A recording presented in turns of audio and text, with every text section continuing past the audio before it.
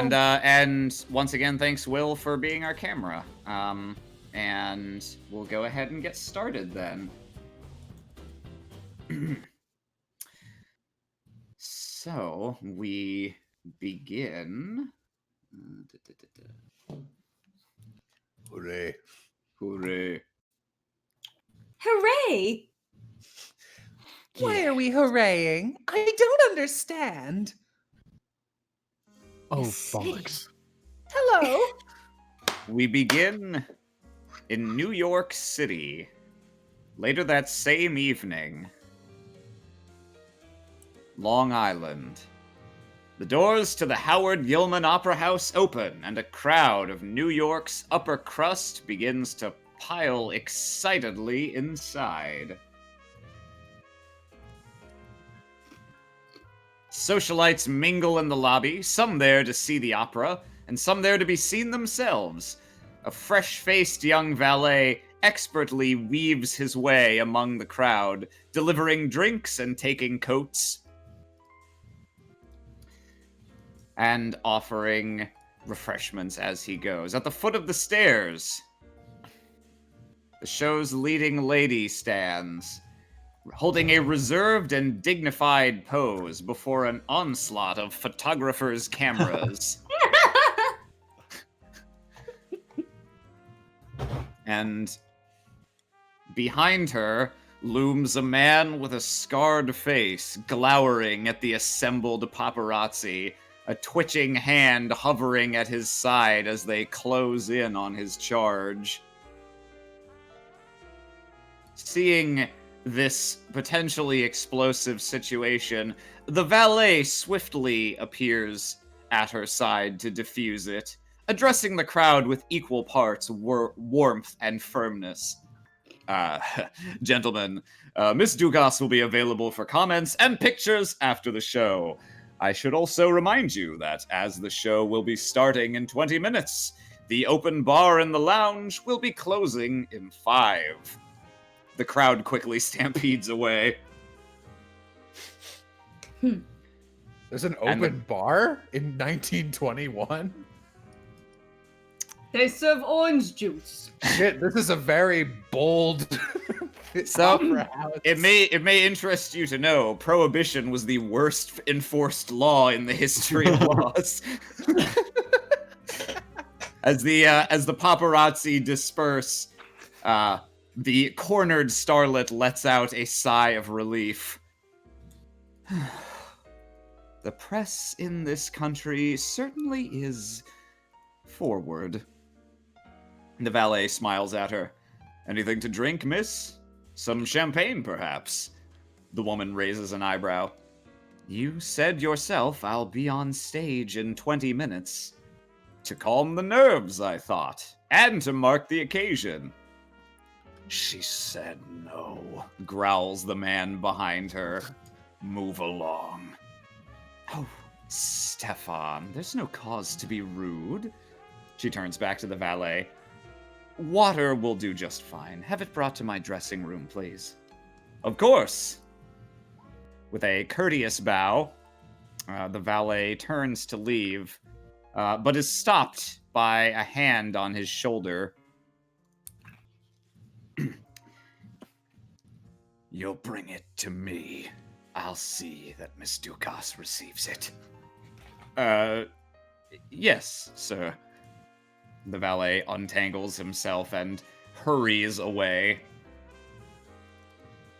And as he does so, one of the reporters, who had left only moments before, turns on his heel and runs back toward the opera star,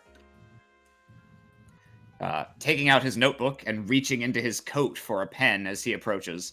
Miss Dukas, if I could just get a quick whoop! His query is cut off as, with lightning speed, the bodyguard intercepts him, grabs him by the wrist, and flips him head over heels onto the floor. His body slams down, his camera shatters, and instantly the excited chatter in the room is replaced by complete silence. save for the sound of the dazed reporter groaning on the floor.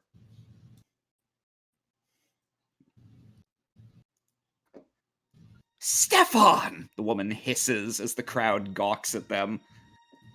No sudden movements now, says the bodyguard, smirking down at a man who will clearly not be moving under his own power anytime soon.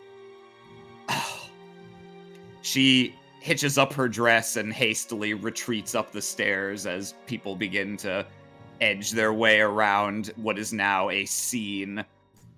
The valet, just at the edge of the room, seeing this, wipes his forehead and ducks through the door to the backstage area. He makes his way back to the kitchen and quickly begins filling a pitcher with water. He grips one hand with the other to stop it from trembling. After a few moments, he tentatively releases it, and it immediately begins trembling again. Oh, forget this. He turns and exits. The side door swings open, and the man steps into the alley behind the theater. He steps out into the cool night air, cigarette already lit. A puff of smoke is briefly lit up by a streetlight before drifting away into the darkness. Okay, everything's swell, everything's Jake. Still, the man frowns as he smokes and notices that the dumpster across the way is ajar. Did I forget to lock this thing again? He slowly walks across the alley.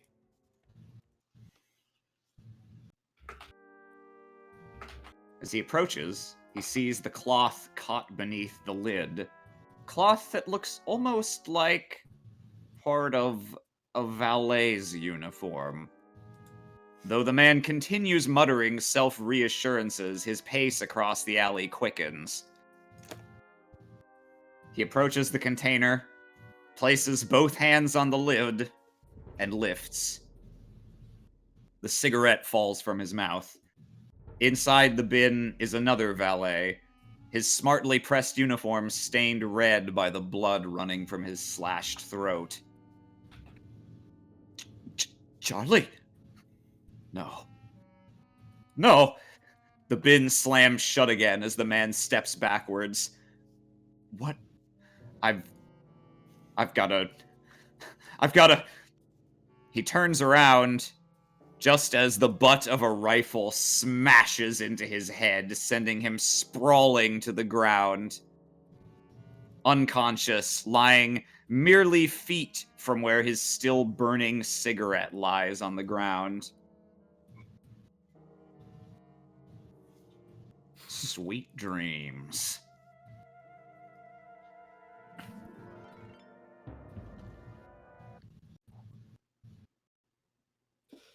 Heavens! Damn Sasaradis. This theater, where the drinks are easy to find and the murder's free. Where the drinks are easy to find and the murder is even easier. It's okay, it's not for sale, it's all free. You can drink as much as you want, and that's legal.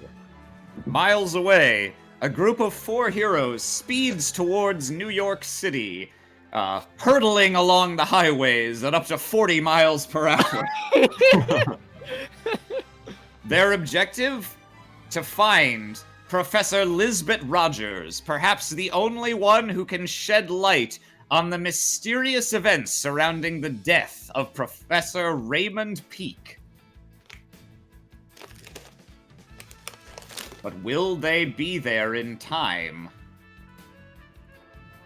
One way or another, it's sure that tonight's show will be to die for. Dr. Blake has his head out the window. Wonders never cease! Love to feel that wind in my hair. Here, hold my hat. Tomasa has his entire body out the window on the roof.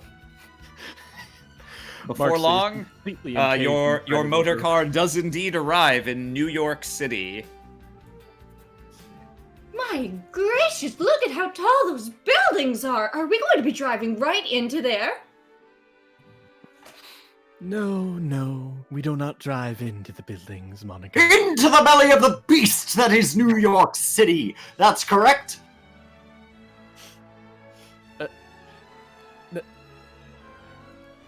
The Monica. Who has the map? Let me see the map! Okay. Yeah, Marksley drops the map up front and kind of starts pointing. We're going to the theater room. Again, don't drive into any buildings now. I don't know if they did that long ago. No, buildings tended to get in the way, you see. Now it's just the people. Well, the people have always been in the way. Not for long. Beep beep. Beep beep. Who's Pedestrian driving? goes hurtling overhead. Tomasa Like ducks co-pilot. underneath. I assume Monica is driving. Oh, She's God. driving, but she's mostly just taking control of the pedals. I imagine Dr. Blake is the one who's actually looking at the road. Mhm. What did you say? But she needs to look at the map. She's not doing it like the whole time. Just pay Why don't you have attention. Marksley act? Why don't you have Marksley act as the navigator? Are you kidding? I couldn't trust Marksley to direct me one block. He will direct us to the deepest depths of crime and iniquity possible. At this point, you need to have the car take to the skies. I'll get right on it.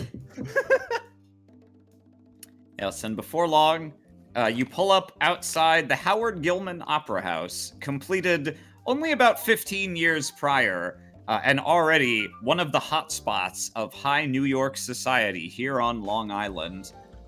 It looks like it's going to be a packed house tonight for the debut of a relatively recent new opera out of Germany, Salome by Strauss. It's the show's debut in the United States, and it's not come without controversy due to the show's biblical subject material. And as you arrive nearby, you can see the crowd is still thronged out onto the streets, but to judge by the time, the show's probably already started. Good heavens, we're late. How are we supposed to get through a crowd like this? Oh. Did we even have our ticket arrangement set up? Hubert! Oh, Hubert's not with you. He stayed behind at the museum to deal with all the aftermath of that shit. He says No, I that do wanna- anyway, reflexively. Yeah, oh yeah, of course, yeah. Hubert! Shit! Actually, Well, unless I'm mistaken, I don't think we have him in the boot. So, Yes, I'm afraid Hubert won't be seen for quite some time now. Oh, so sorry. Force of habit. although, Yeah. as if on cue, as you pull up, Hubert is indeed not with you, but as you get out of the car, you spot a man wearing a station attendant's cap, sort of about halfway down the block from you, looking up and down the street. And as you begin to pile out of the car, his eyes alight on you, and he approaches swiftly and intently. Excuse me, Dr. Blake's party? Yes, we're here to see the performance. Wonderful. I'm told it's really something. I have a telegram here for you. Oh, ooh. Arrived at the office about an hour ago. how splendid. What, may we take a look at it? Of course, sir. He hands you the telegram, tips his cat, tips his cap, and begins One thing I don't like about Stay this where guy. you are. begins to walk away down the street. All right. Marksley will tip his glasses slightly and take a nice look at it. Mm-hmm. Yeah. The telegram reads, to Dr. Blake and Associates. Fire damage mostly contained at museum. Culprits escaped in confusion. Found Perry tied up in basement. Will follow you to NY, Hubert. We'll follow you to NY, Hubert. That's what it says. Ah, yes. Good. I'll probably be here just in time for the intermission, I would imagine. In any case, we should get ourselves set up inside, no? Yes. I believe we have a friend to meet. Tomasa hops off the roof. Monica's just like standing on the sidewalk looking around at all the lights. I had better pay attention or else I might get lost in all of this. Indeed. This place is definitely an assault on all of my senses, but especially my nose. It smells terrible here. Oh God, does it ever? I am still unused to light pollution, diluting the stars. It seems very unnatural and unpleasant to me. He looks up at him. There's none of the soot from the gas lamps or anything like that. It's all fresh and clean. Huh. Clean is a word. Marksley kind of wonders, now I wonder, Dr. Blake, if they'll let you in, actually. Oh. Oh, I'll be fine. I'll just, if you don't mind, Mr. Jazza, I shall cozy up to you and look to be your fierce animal companion. This is a good idea. They shall hardly say no to you.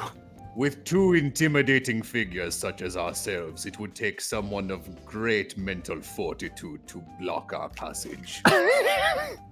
That's correct. Hard scene cut. No tickets, no entry. What?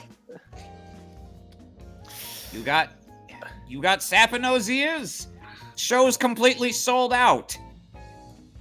Well, we are security for the show. Tomasa's not amazing at lying and kind of looks at Marksley to be like, back me up. Yes, I am the only liar here, I suppose. Ha ha! I'll ping that. But I would actually say, is there anything Marksley would know around the theater that could help him? Like, I'm thinking mainly in lines of, how could I deceive my way through this, that we are security? Extra backup for, like, I don't know if a foreign actress would be something that would be knowledge to him. Well, if you want to assess the physical situation at the theater, you could roll, burglary, say, to see if there's a way to just sneak in. If you're asking more about, what's the social situation surrounding the play, like, are there any hooks you could maybe use as leverage? I would actually have you roll art to see how much you know.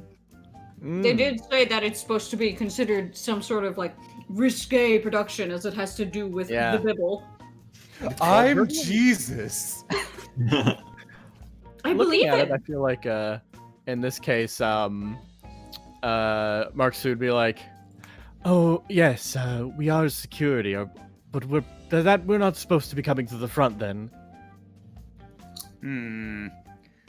I think I'd remember a group like yours, he says, eyes traveling between each of you, but especially lingering on Tomasa, and especially on Dr. Blake. This is my crime dog. He sniffs crime. Marksley's just, yes. Very well. We'll... Understandable. You're doing your job quite well, but I do assure you, we'll talk to the man inside and see if he can come and vouch for us. Let's go. Marksley kind of turns around to head back, like he's going to go talk to someone else. And instead, I'm just going to roll burglary and see if there's any way inside of this theater. Seems like a large place. Like there'd be a couple of there ways they could get in. So go ahead and roll burglary to assess. All right, 5. Ooh, lovely. All right. Well, Marksley, as you make your way around the building, kind of casing the joint, as it were, you notice the most interesting characteristic that this building has you might be able to take advantage of is that there is in fact a side alley that looks like it might just have a ticket in for you. As you poke around over here, let's see, with that 5, I'm going to reveal 2 previously hidden scene aspects surrounding the theater. And those are shadowed corners and employees only entrance. Gotcha. You also, as you poke around here, you are mostly alone, but you do see there are 2 people sitting, one sitting on a bench and one standing next to the bench, sort of looking up and down the alley, a little ways down from you and across the way. And you do notice that the one who is standing appears to be occasionally stealing glances in your direction. Yeah, okay. I keep a mental note of that, and these. I do see this past entrance, and I notice how they're kind of looking right now. I would say then, with that in mind, I mean, I basically have everything I need to know. Do those figures seem familiar to me in any way? If they're coming looking my direction and keep looking back at me, is this a situation where I feel like I am at risk of someone recognizing me? Well, the one on the bench is reading a newspaper. You can't see who it is, but they have shown no physical interest in you, or no physical signs of interest in you since you approached. The one standing next to the bench is much less subtle. He's got his hands jammed in his coat pockets, and he's kind of rocking back and forth, looking up and down the alley very nervously. And at one point takes a step like he's gonna start walking towards you, and then kind of like skids and backs up a little and is like, and resumes just kind of shaking on the corner. Who you waiting for, bub? I am thinking in this case I may actually ping an aspect right now. Oh, yes. Because while it would be smarter and wiser to go back to the group immediately, I do have an aspect which is courting with danger, and I think I want to use it here to go and investigate this. Yeah, in fact, I'll offer you a compel on that, so you can gain a fate point in exchange for just going up and immediately confronting these people. Yeah, I'll do that then. I go on up forward. Does something seem to be a problem? You look rather shaky, sir. You as you approach this man, you get a closer look at his face, and he's a youngish guy. He's probably about your age, actually, but he does not wear his years as well. It's not literally the same guy, but it's like one of these guys. You realize? Yeah. He wears his age in his ears. He wears it horizontally. I heard you coming, Marksley Booth. You could be a human Richter scale. He kind of backs up from you half a step, and the person holding the newspaper rustles it slightly as they turn the page, and appears to get his attention with some kind of gesture from behind the newspaper. And you hear a kind of gravelly voice mutter to this kid, "Oh, go bring the car around." And he hands something to the goon, who kind of steals a suspicious look at you, but jams his hands back in his pockets and walks away down the alley, leaving you with just this man reading a newspaper on the bench, still face completely hidden from you. But he begins folding it up as if he's just about done. "You're a very hard man to get a hold of, Mr. Booth." Oh, fuck. Mr. Moore, it's been quite some time. I thought I recognized you from along the way. I heard you wanted to have a meeting with me. You heard correctly. Shame it didn't seem to penetrate the old noggin there. Well, Suppose I can't blame you. My boys were a little more handsy than I intended. Something about bringing you in with 20 pieces, I heard. Not very polite. Didn't mean for it to go that way. He finishes folding the newspaper and sets it on the bench next to him, crosses his arms. Yeah, Marksley takes a seat on the bench next to Mr. Willie, and just kind of moves. Yes, it's unfortunate state of life that sometimes things just escalate without our intentions. After all, well, I never intended to be dumping a large quantity of alcohol into the ocean. It seems that that's just how things work.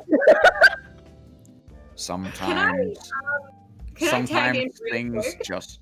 Sorry? Can I tag in real quick Yes. and use this aspect to say that Monica is using a compact mirror around the corner to see what the fuck is he doing? Yeah, Marksley left. He's been walking around for like 10 minutes, and you're like, it doesn't take this long, Yeah, she's right, to sitting see there, where the like, doors are? So yeah, you Hands kind on her of. hip, tapping her foot. I have had Yeah. enough. Monica's lurking around the corner. Spend that one fate point to invoke the aspect, and yeah, no, you're here. You're bearing witness to this, and you Alright. can step in if you choose to do so. I'm gonna turn over to Morthen and be. Listen, it seems that we both had some rather rough connections the past few months, years. I'm up for putting it behind, though, if you'd rather as well. After all, perhaps we can find something that would benefit us both. These things just happen, right? Yes, they do. But we're both men here. We're men of fate and destiny. We can carve our own path into the future without relying on the past. He takes out a little bit of chewing tobacco and puts it in his mouth. Yeah, well, I don't really care for the pretty words, but we're actually in pretty close mind here. You see, I wanted to get that meeting with you because wanted to keep it nice and quiet. Didn't want anyone to know it might be a friendly meeting. I'm sure you know that I'm pretty tight in business with the Sashiatis. Yes, I'm quite aware. I believe that's why we ended up on the wrong foot. But the Sashiatis don't have to know a thing about this meeting. I'd I'm prefer glad it that you see way. it that way. Come here for a little kiss. That's why they call me Wet Willie. Come here. Here. More. What, how may I assist you? Well, that is the $1 million question, ain't it, kid? After all, I spent a lot of time coming here on the frankly slim chance you were gonna show.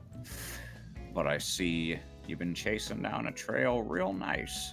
You managed to find this place tonight. You know, Yes. Zane Sashiati. Oh, I know him. Unfortunately, had an acquaintance with him. Well, he didn't see me, but he was at the museum not too long ago. Earlier today.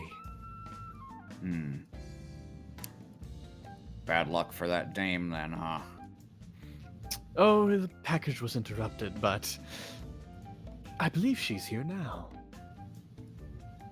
Yeah, that's what I heard. I don't know about no package, but something you gotta know about little Zane.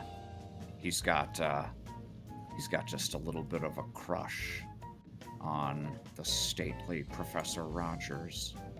But it Oh, hasn't I'm been sure going she'll too- be crushed Oh yes. by a bomb. Hasn't been going too well for him. I heard that he invited her out for coffee a couple weeks ago, and one thing led to another, and he ended up with the coffee on his face. Yeah, no, he hasn't lived that one down yet. No, Zane's not someone to take things lightly. He has a habit of blowing up on people. That he does. Shut So, up, Kristen. He had Sashiati's run a lot of New York, so pretty sure he got wind that this broad's coming here tonight. And I can tell you one thing that I know for sure. His boys are swarming this place. They're laying low now, but they're definitely gonna pull something. And when they do, well, I wouldn't want to have non-refundable tickets to this show, I can tell you that. Oh, that's important information to hear.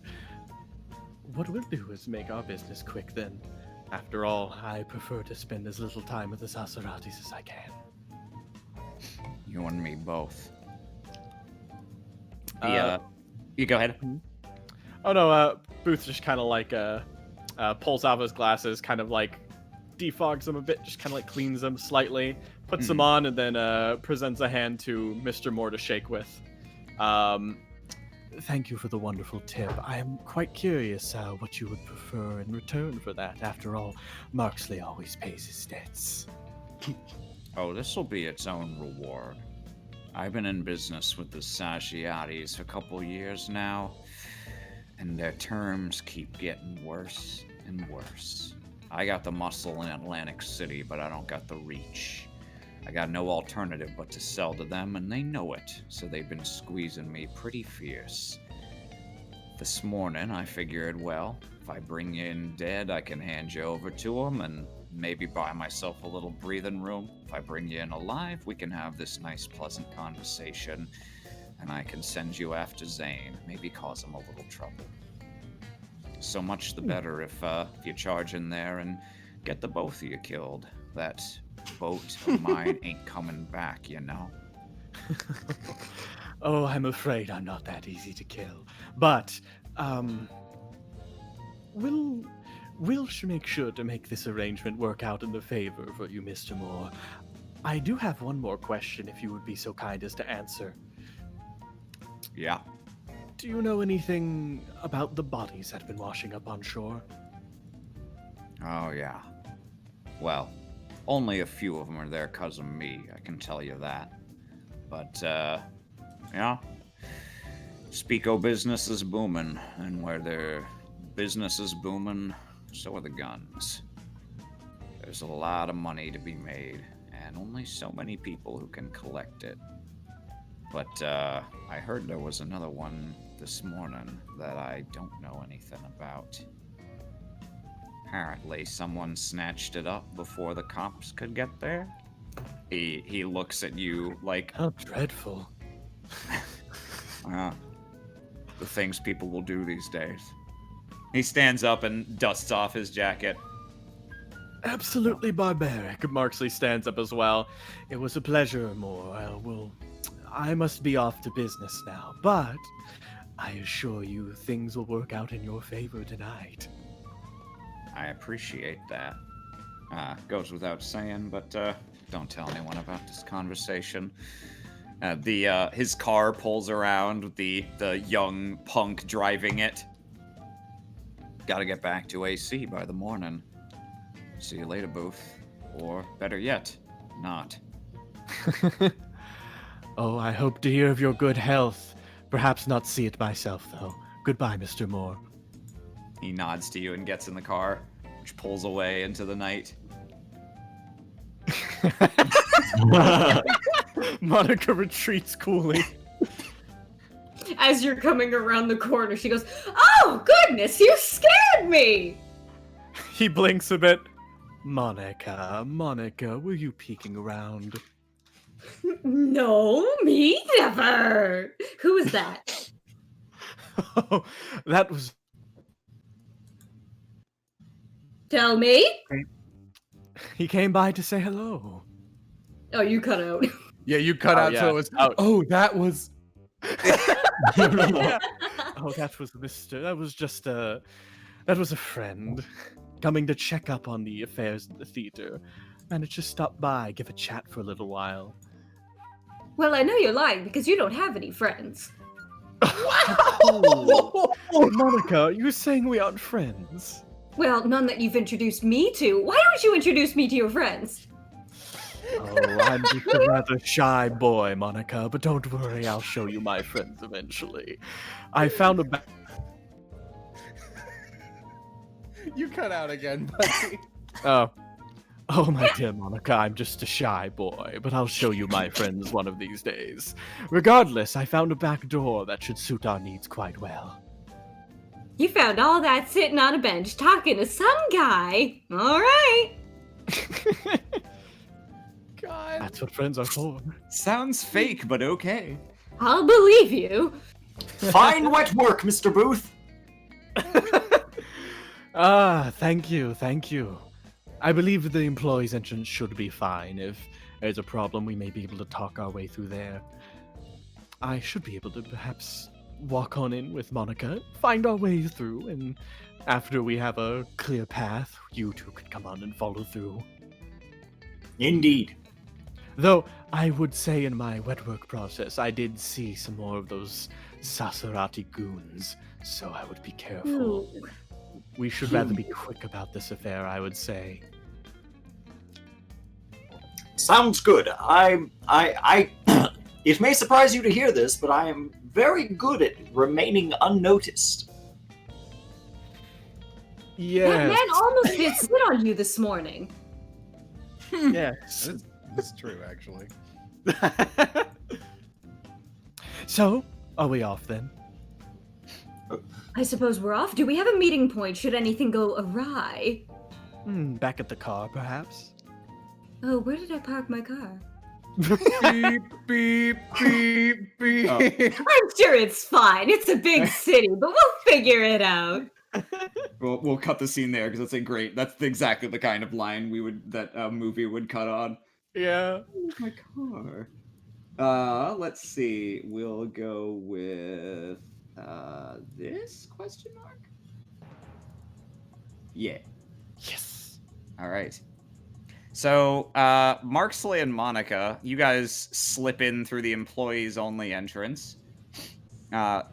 Blake and Tomasa, you guys are quickly behind. Marksley, I'm going to say that you're in charge of this effort, so I'll have you make the one and only stealth roll for this. Alrighty, will do. Time to And pull in you all get of my a speaking skills. you get a free tag on employees-only entrance if you wish to use it. Yes, I will. So I'll bring myself down to 10 and give that a roll. And I guess I could roll first. I will tag it in though, just for a little extra good. All right. That's a 4. Yeah, that'll get you in there. So you guys slip in through this door, and you follow a short series of hallways that leads through the back area of the opera house. You can hear the orchestra warming up. It sounds like Act 2 is just beginning. And before long, peeking around a corner, you do manage to basically insinuate yourselves back into the lobby as if you had gotten through the legitimate way with tickets. Of course. I imagine we talk very, very interestedly about Act 1, but we're talking in a way that it's like we could be talking about any play at all. Yeah. Oh, the introduction was so bold. The acting superb. I mean, the what? room to be very avant-garde. I like the color of the curtains. They were nice curtains. I couldn't tell what material they were from my spot, but it must be some high thread count. I couldn't tell what color they were from my spot. Oh, and can I ask each of you to roll an alertness? Ooh, where's that? That's a skill if you got it. That's a skill if you got it. Smoke 'em if you got 'em. Alert. I don't got them. I'm pretty alert today. I think I have an okay alertness. Let's find out. Alertish. I got nothing. I have a nothing. great alertness. Oh, wow, yeah. Ooh. All right, and Monica, if you're at 0, then I guess theoretically you can't beat Tomasa, so we'll take that 5. Yep. As you guys make your way through the backstage to the lobby, there obviously aren't very many people around other than staff, since pretty much the whole audience has reconvened inside the theater. So you are surprised, Tomasa, as you pass through. You hear a voice from elsewhere in sort of the back area of the theater, away from the stage, and it sounds like someone having a frustrated to angry conversation. Okay. You said towards the back of the stage. Sorry, the back of the theater, so away from the stage into okay. Gotcha. Yeah. All right. Tomasa will check that out. Does it sound heated in the way of they are gangsters, like the one we heard muttering who left a bomb Or is it earlier? an actor and agent dispute? Well, it's not a constant stream of see. So hard to say that it's definitively gangsters. You can only really hear one voice, curiously, and as you kind of crane your neck into a room closer to where it sounds like it's coming from, you realize why. You are looking into the back room, which has a row of telephone booths. And it looks like one of them is occupied by someone having an angry conversation. All right. Tomasa will lean down to Dr. Blake. You are able to hear beyond the human range, correct? Oh, yes. Almost certainly. I will start wagging my tail. Something about that man's conversation in the telephone booth piques my interest. I am wondering if you can overhear him without raising too much suspicion, because I am quite good at stealth when there is sand and dunes to hide among, but when all there are telephone booths that are just as tall and red as I am, it becomes difficult. Say no more, my friend. I shall gather what information I can. Using the techniques of stealth that I have discovered have come quite in handy ever since my change. I just walk up and start wagging my tail. If I look, I have discovered over time that if I look non-threatening in any sort of way, save for my obvious size, I can usually get into many places. Given that I am wearing this collar and harness, most people assume that I am an owned creature. Are they not concerned by the knife around your neck? Usually not. They're too busy looking at the wolf. Tomasa nods, that makes perfect sense. And so, I'm going to utilize. I'm going to utilize my aspect. Whose dog is that? And I'm going to roll stealth to get a little bit closer. All right. Stealth to get a little bit Genghis Kongus. Yes! I get a little bit Genghis. And so that's an extra 2 to that, correct? Because you can either re-roll or take a flat +2. I'll take the flat +2. Okay, a 4 then? Mm-hmm. All right. You kind of sidle up outside the occupied phone booth, and you can see a man inside, hunched over a little, because of he's resting his elbows on the small table surface that's in there, and his entire posture just radiates extreme frustration. And it is this man. Uh-oh. Ah. Thomas Lennon of Reno 911 fame. I know him well. Yeah. John Lennon. Your roll was a 4? Okay. So you try to look unobtrusive and generically dog-like in here. Yeah, I mostly just as soon as I get close enough that I can hear, I'll just kind of curl up and rest my head on my own lap. Okay. So you rest outside, and you are close enough to hear this man speaking. It's a little muffled because the door is closed, but luckily he is mostly being pretty, he's pretty loud. You can hear him hunched over. Why are you contacting me here anyway? We have our own channels of communication for a reason. What? No, that's... He turns a little further away from you, though it's not clear if it's because he sees you or just he's writhing a little in the moment. I told you you weren't supposed to act until it was closed. What people?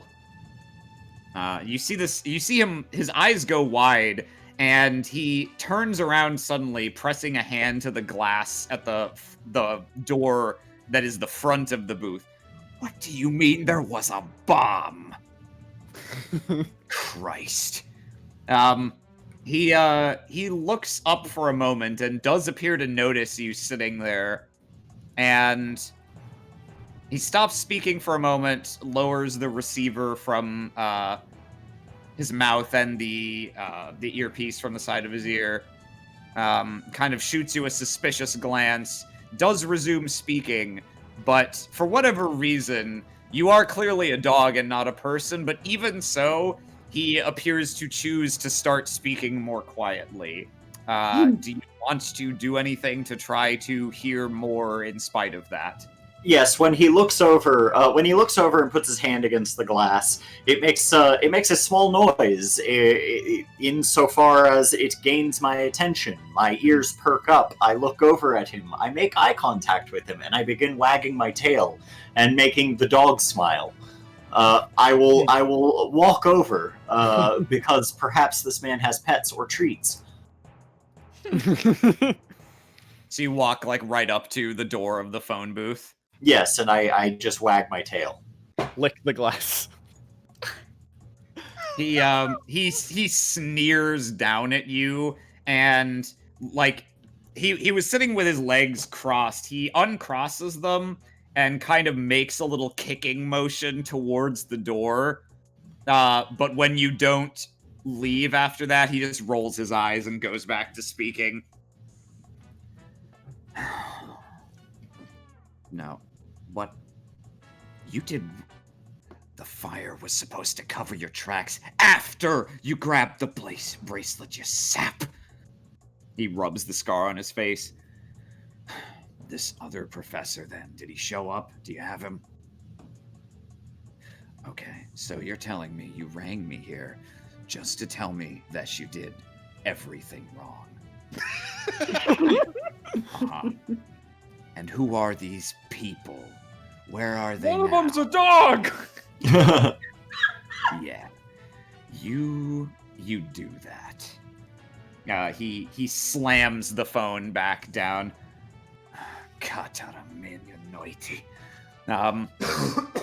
He opens the door. Out of the way, you damn mutt. He kicks at you lightly, which takes some balls considering the size of dog that you are. Yeah, I take that moment to run off in a direction that is probably a little closer to the rest of the crew. All right. Yeah, you can hear the man following after you, though he's not running after you, and it's not clear that he is following you or whether he is just going the same direction as you.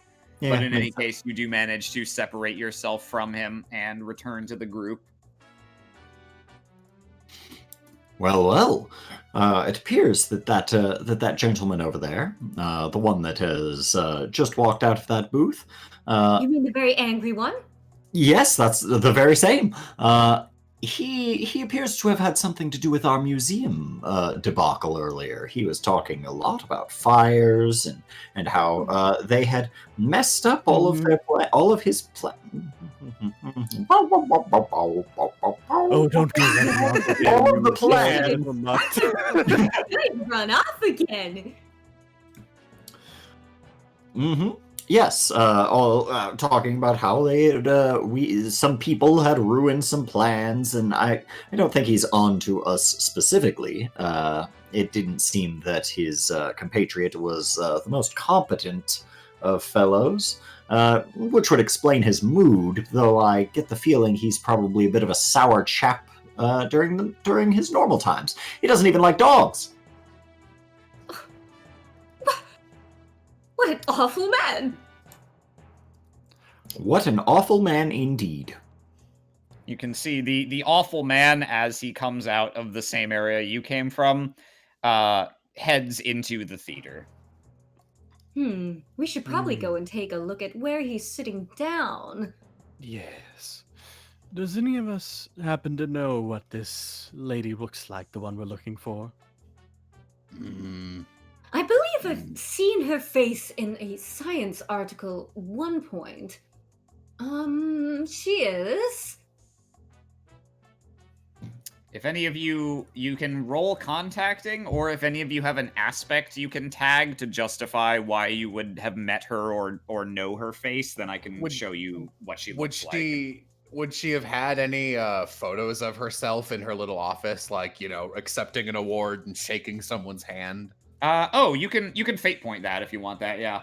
I'll do that. That sounds reasonable enough. Okay. And you... Oh, well, you weren't in there very long, though. Oh, I'll burn the fate point and one of you can take it. Yeah, Okay. sure. All right, then I'll show you her profile. Alrighty, cool. Excellent, alright. Yeah, she is, to judge from the photo of her that you saw in her office, assuming it's relatively recent, she looks to be in her mid to late 30s, and a fashionable but sensible dresser. Okay. Then in that case, Marks would be... So, I assume that... should keep an eye on that man. I could perhaps do that, but if... We should also be keeping an eye for Miss Lisbeth. I genuinely forget, out of universe. Was she invited to this opera? What, like... Yes. Was she getting an invite from the guy who died on the beach to meet up with him? Yeah. Yes. Okay. The note he left in that we saw did not indicate a meeting place for both of them, did it? No, it just specified that he would meet her at this opera show. Okay. Oh, she must be terribly worried and lonely. Stood up at the opera. Stood opera. Perhaps we should split up and take a... Oh, yes! Haha! Stood opera! Anyway, perhaps we should... It's Wouldn't it make almost sense? imperceptible, but Tomasa does smile a little bit. You recognize his Monica gem. pats him on the shoulder. In that case, wouldn't it make sense to look for one empty seat? Because she would have been expecting someone, yes? Should make it easy to find her. Sold out, yes. It would be difficult to see from inside the back of the theater. It may be best to see if we can sneak our way Hold into on a an moment. elevated box seat. What? Now, this is a bit too late to mention this, but what are the chances, do you think, that that soggy old man has a ticket in his pocket in the back of the car? Oh, Whoa. it's never too late for something like that in Spirit of the Century, because we go by meta rules where you can You're be right, like, okay. luckily I did this before. All right, Um, so she just kind of so thinks that to herself. yeah, I can tell you, I won't charge you a fate point for this. I can tell you he definitely did not have a ticket to this opera in his pocket. Okay. All right.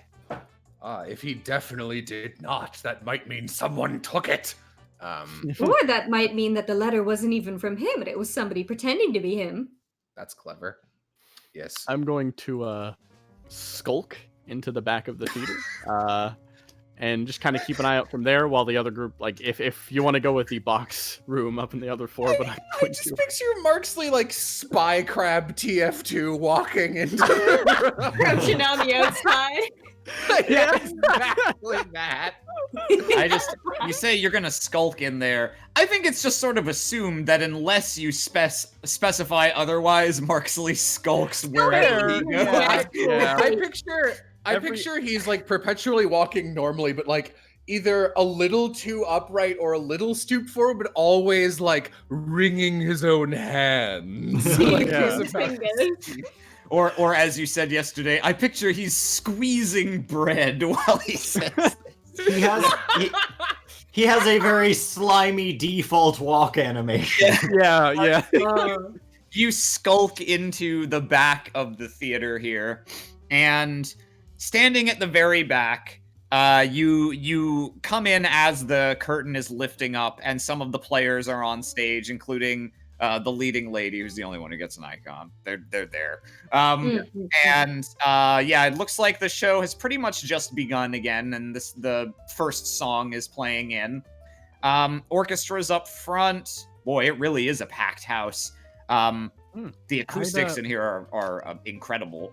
And you kind of scan the audience, and you're just keeping an eye out, or are you looking for something specific right now? I'm actually going to flag down a valet if I can, or okay. and generally be like, excuse me, sir, I'm looking for my good friend Miss Rogers, Lisbeth Rogers. I can't seem to find her. The theater's. Oh, he's giant. Oh, my good big sir. Let me look around. Lisbeth! He then gets up off of his crouched, like he stops crouching, stands up, looks through the second floor.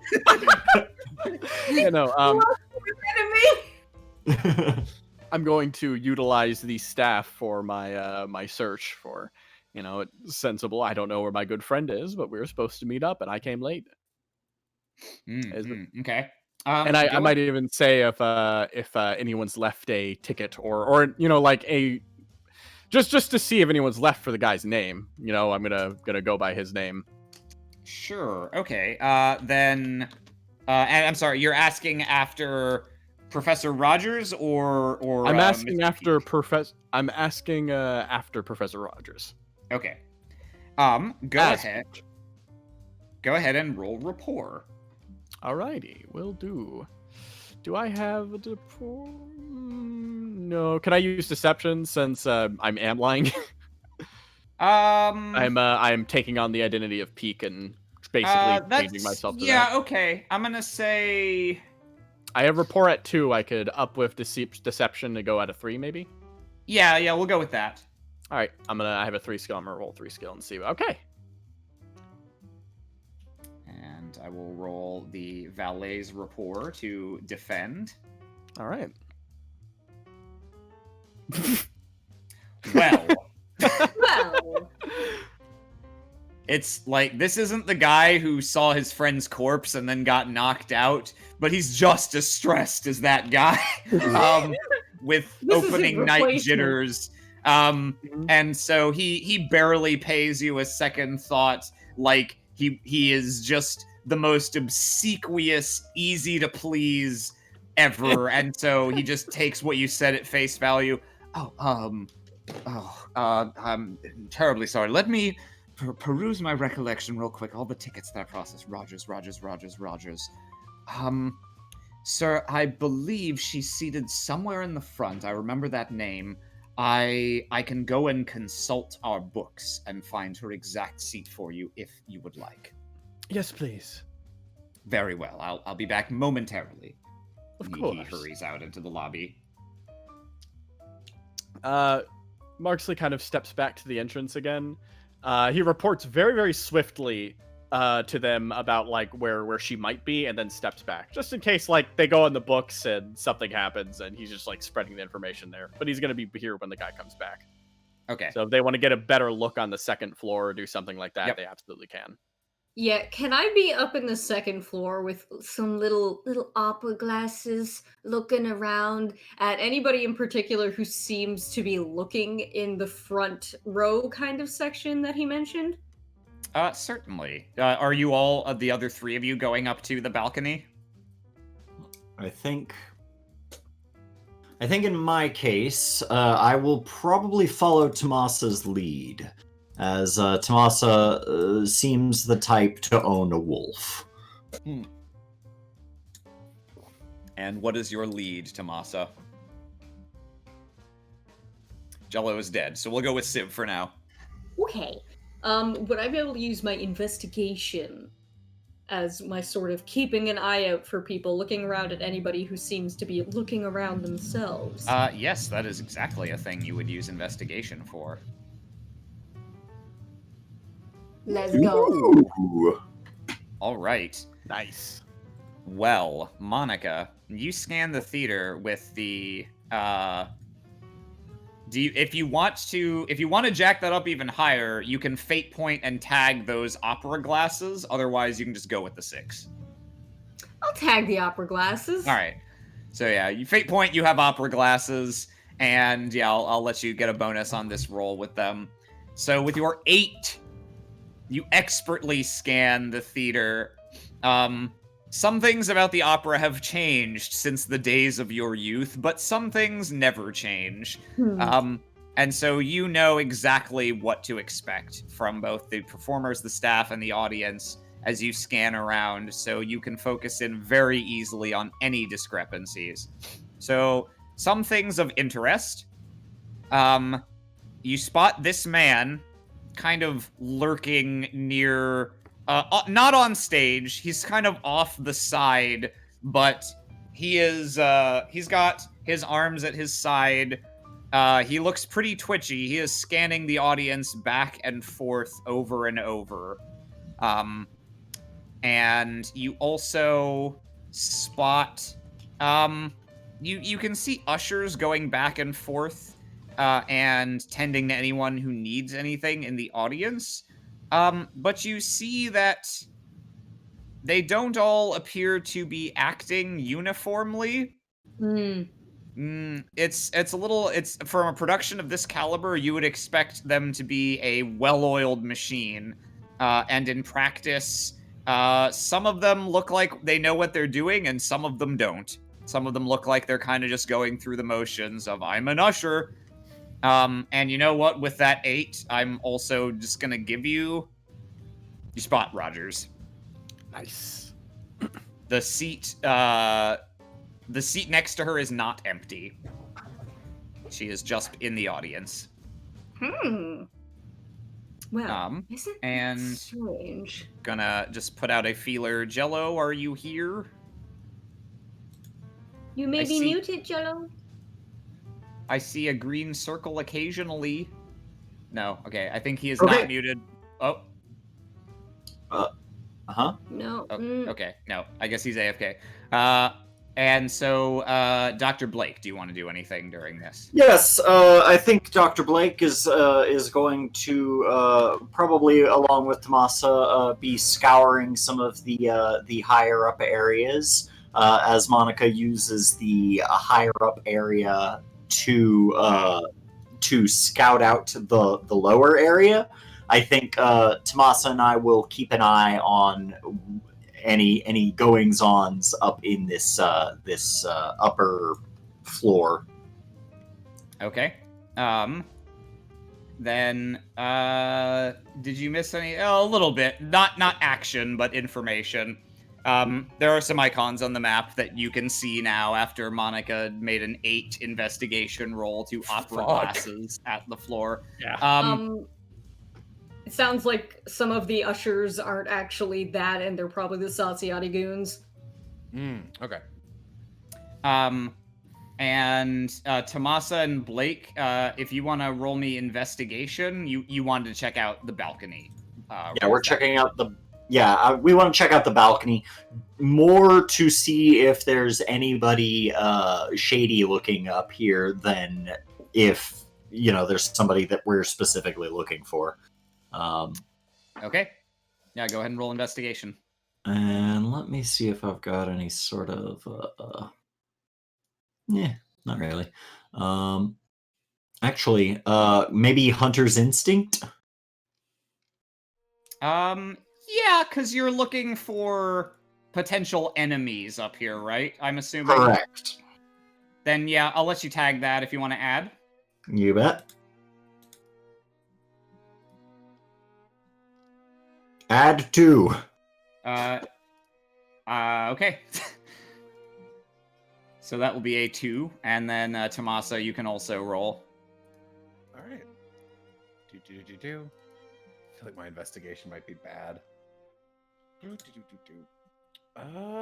okay. Yeah, That was a little better. Yeah. All right.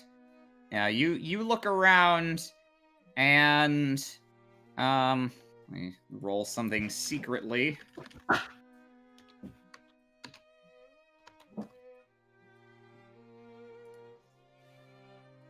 All right. You look around, and a result of like you look around and you don't find anything would not be very interesting or advance the story. So here's what I'm going to do instead. You look. I'm just going to slide you over there, Monica, and make some space. You look around, and you kind of out of the corner of your eye, you scan the crowd, and you walk forward down the balcony. Oh shit! You guys are supposed to be on the token layer. You scan the balcony, and you walk down, and you kind of turn around and scan again, and you get a weird feeling like, wait a minute. I feel like it's not the exact same set of people in the same seats they were in before. And you scan to try to figure out who's moved or what's different. And turn around one more time, and Tomasa, you feel the unmistakable feeling of the barrel of a gun very quietly pressed up against your back, and a whisper from a audience member behind you. Don't move a muscle. He doesn't. Suddenly, in the midst of near the now the crescendo of the first song of the second act, there is a loud slam, and Marksley, you've been waiting for the valet to come back, and so you nearly jump as the door just bursts open, and someone else enters instead. Where is it? I lost the music.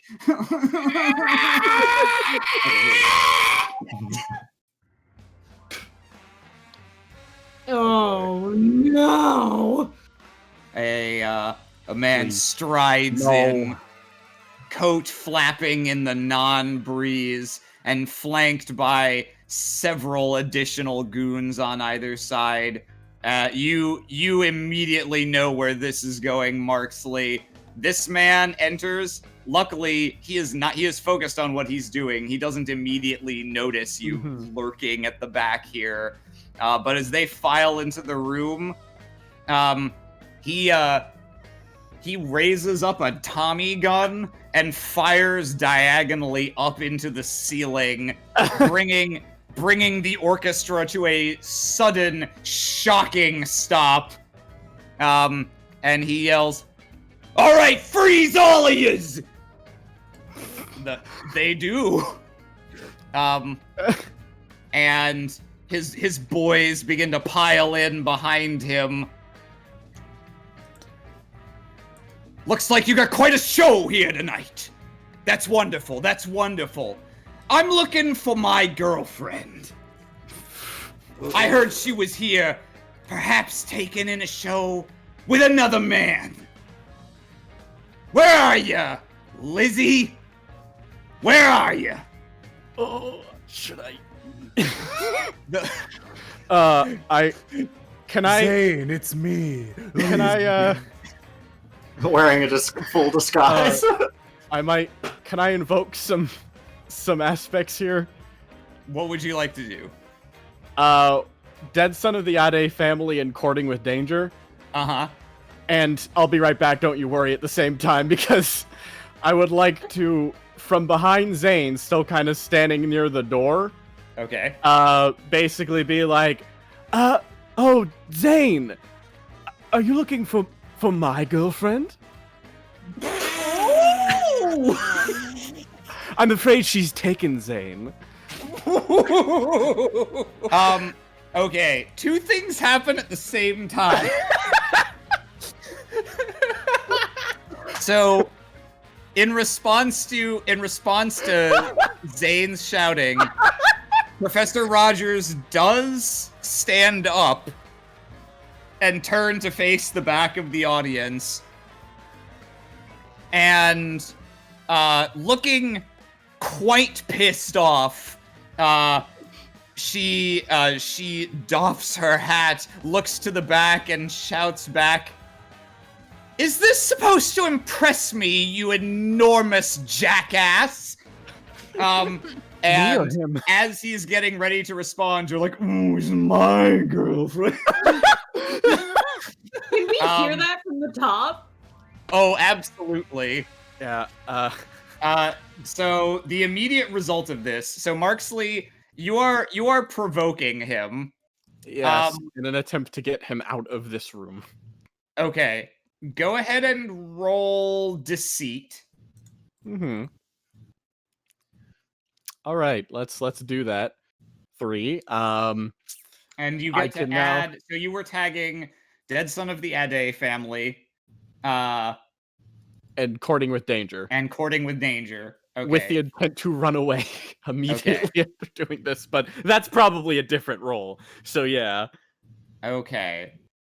Bring that up to 7. Zane turns, sees you, his fucking lizard brain processes this in an instant, and he fucking opens fire at you. I know, he just like holds out his hands like Homer about to strangle Bart. So Okay. we're going to go ahead and start combat. All right. Christ.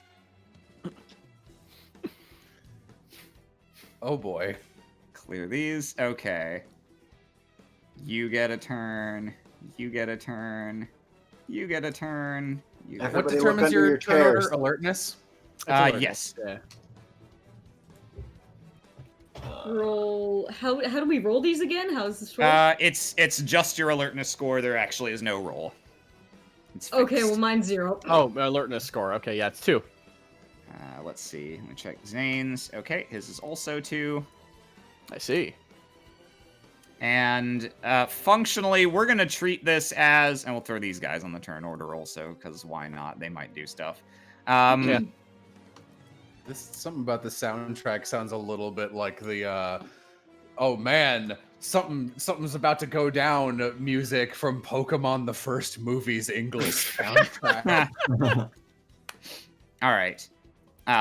So we're gonna treat this functionally as Marksley, you acted first with what you did, and Zane is immediately acting in response to what you did.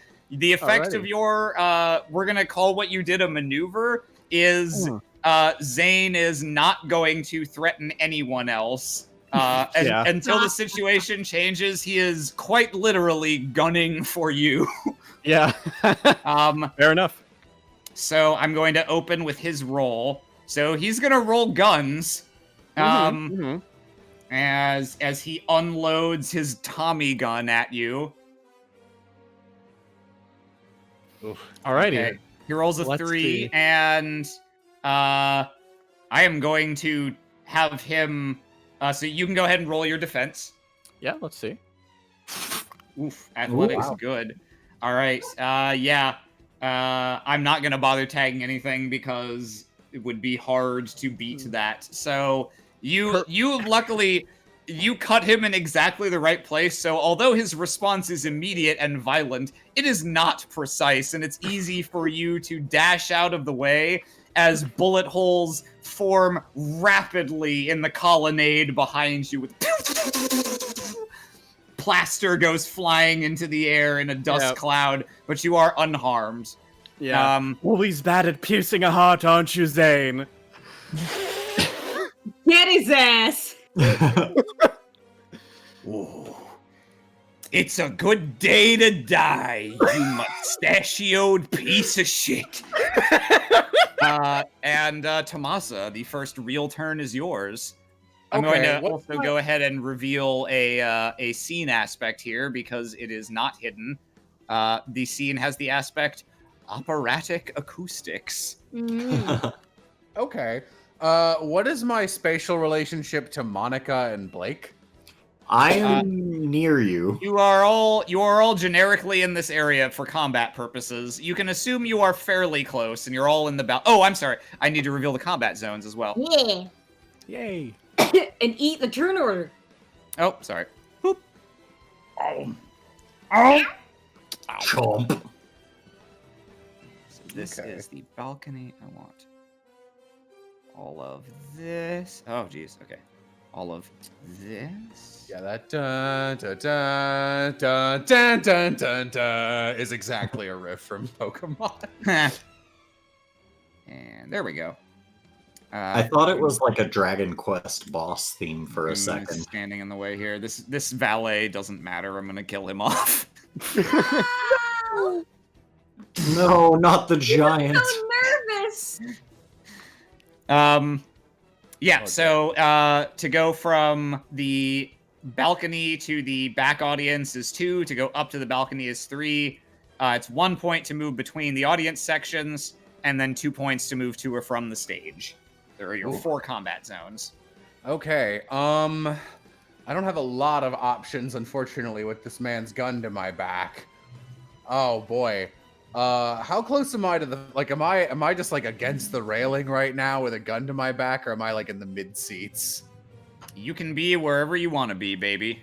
All right, I don't have a better idea than this, so I'd like to be right against the railing and not move a muscle, quite literally, as I slowly topple forward front and grab onto an ornamentation to Indiana Jones swoosh my way to another, either, I don't know if this is a separate mid-balcony level or just down into the bottom audience, whatever works with the combat zones. Yeah, it's back audience is all one, so you can move down to the back audience by that unconventional means. Okay. Yeah, this guy is not expecting you to just fucking fall forward. So as you start to do so, he's like, "Hey, what are you? What?" And you're gone. All right, let's see how this be. Oh, pretty good, actually. Oh yeah, you're definitely fine. Yeah, you land expertly in the aisle to the gasps of the patrons nearby you, and you can act at a -2 after moving. Okay. I would like to help Marksley if I can. I turn and see that Marksley is not dead, which is excellent. And let's... God, it sure would be cool to try and shoot the Tommy gun out of Zane's hand. So he'd be like, what the... Or whip it out of his hands. God, realistically, I don't know if I would be able to do anything else after that whip maneuver, to be honest. But it would be cool, so let's give it a shot. Literally. I will try and shoot the Tommy gun out of Zane's hands. Okay. So this will be an opposed guns roll. Okay. And not good. And then that's a real bad there's gun. an additional -2 since you spent 2 moving. That's a 0, baby.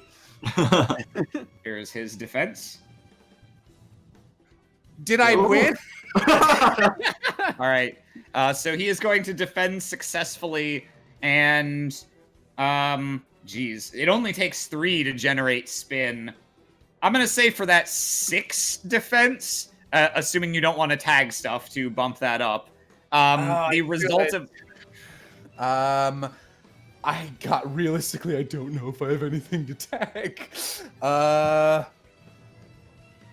I gotta be honest. Okay. Hey, don't touch that, that would make sense for knocking a Tommy gun out of his hand. So I'll attempt to tag that. Okay, yeah, that's reasonable. Got a 4 instead of a 6. Okay. So, in that case, he will not... I was gonna have him disarm you instead. With beating you only by 4, he will not get to do that. He will still generate spin, so he'll get a +1 when he acts on his next turn, but otherwise you are not penalized for that. You lash out... Or, sorry, you're not lashing out with the whip. You take your gun, you try to shoot the Tommy gun out of his hands, and... Even though you thought, like, oh, this guy looks, like, pretty simple. He's focused entirely on Marksley. As soon as he hears you take the gun off your back, he recognizes the sound of hands going onto the stock of a rifle, whips around, and easily steps out of the way of your shot. All right. Bad guy turn.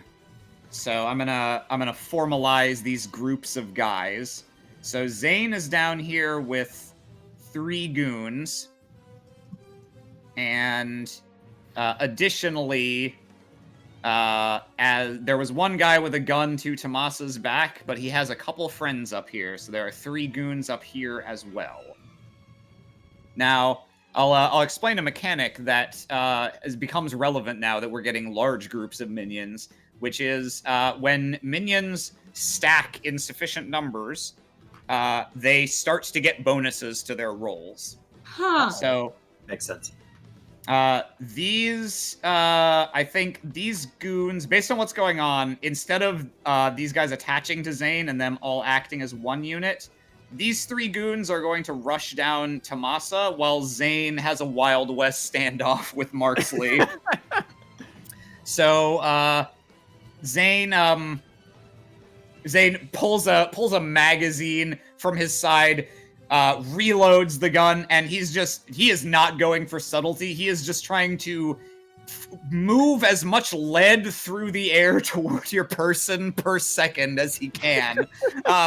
So he's going to fire at you again, Marksley. Alrighty. And he has +1 on this from his spin for the defense against Tomasa, so that is a 5. Okay. Alrighty. That's good. I guess I'll just give another athletics then as I continue to scurry. I will. So that's at a 5. Yes.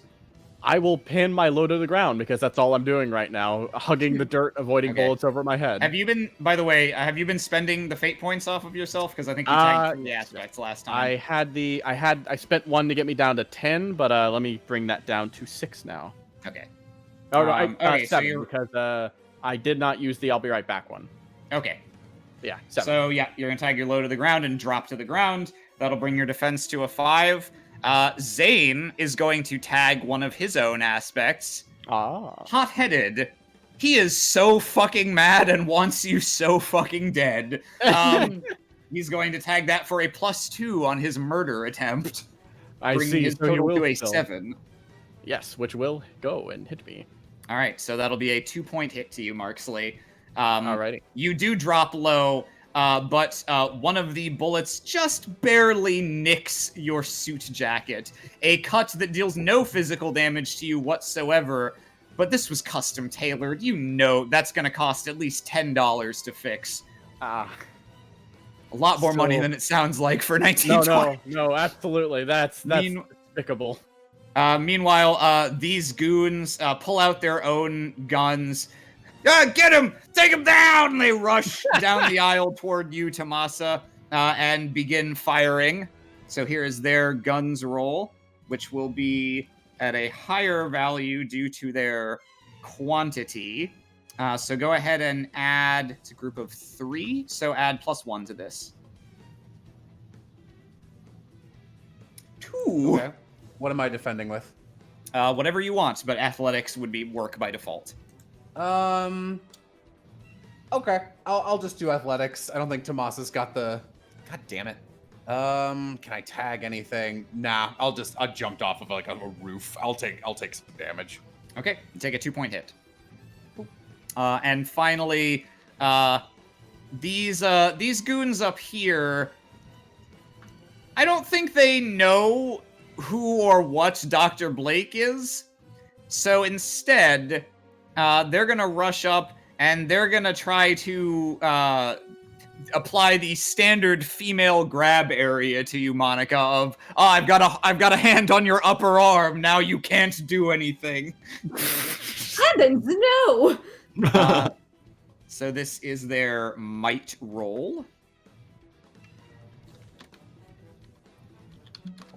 And +1 for quantity. Yep. So that'll be a 6 as they try to get you. Well, they're gonna get me. All right.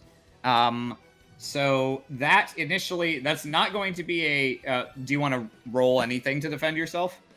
Well, there is something I could do, but I feel like this would be more on my turn. But, do you want me to just tell you? Sure. Your turn's coming up pretty soon.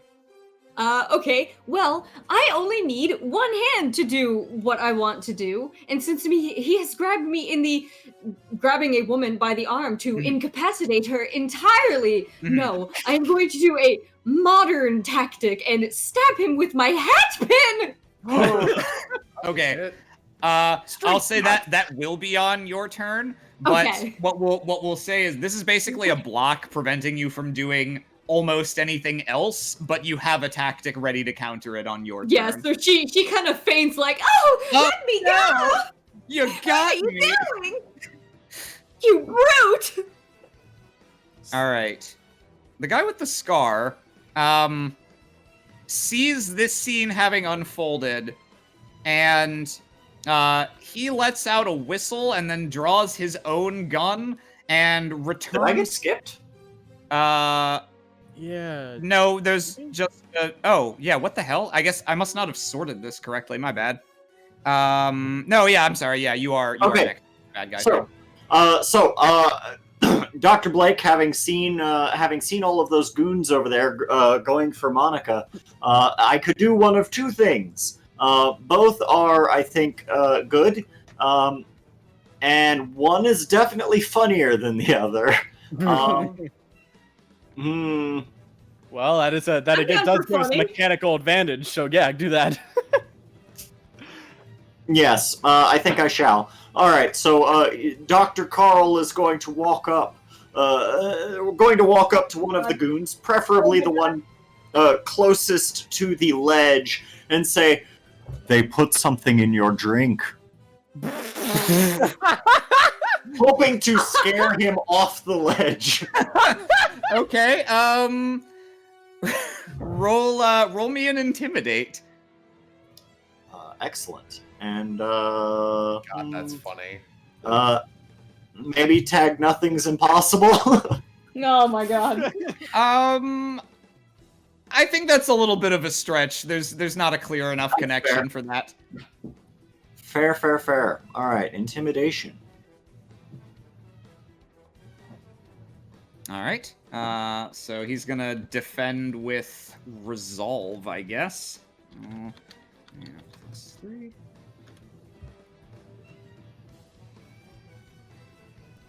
Oof. Oh. Hey. Wait, is that 3 successes? I'm not sure why it says 3 successes. Oh, it's because I accidentally rolled F4. All right, but yeah, he should have actually 2. He should have 2. Okay, Mabi. But yeah, he should have 2 total. So that is a successful defense unless there's anything you want to tag. Hey, that dog's talking. Would that actually be 1? Because I see 2 minuses, a plus, and a 0. Yeah, so that's And then -1 +3. and -1. +3. Oh, okay, and they just get the Yeah. +3 as a benefit. Okay. yes. Alrighty. So, yes, that dog is talking. What do we do? I don't know. I think. Wait a minute. I think they said Booth's got a talking dog, right? I don't know. That sounds pretty dumb, man. I don't know about any talking dog. Don't be ridiculous. Okay, this thing's wigging me out. I'm gonna shoot it.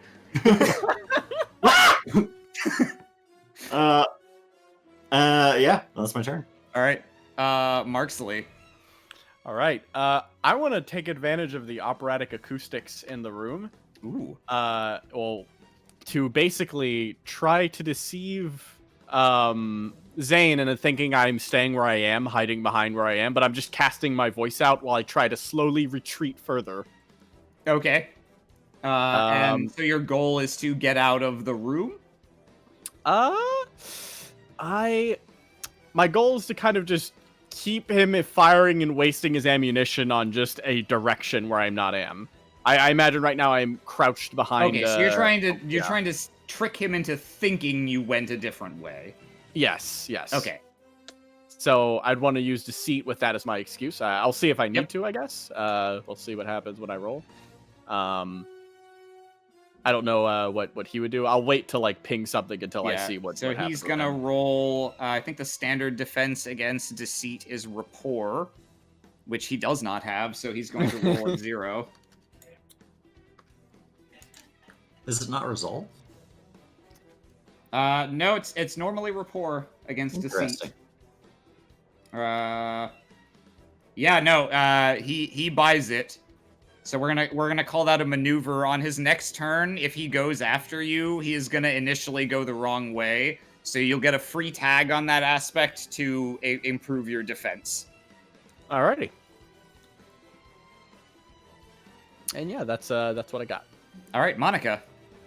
All right.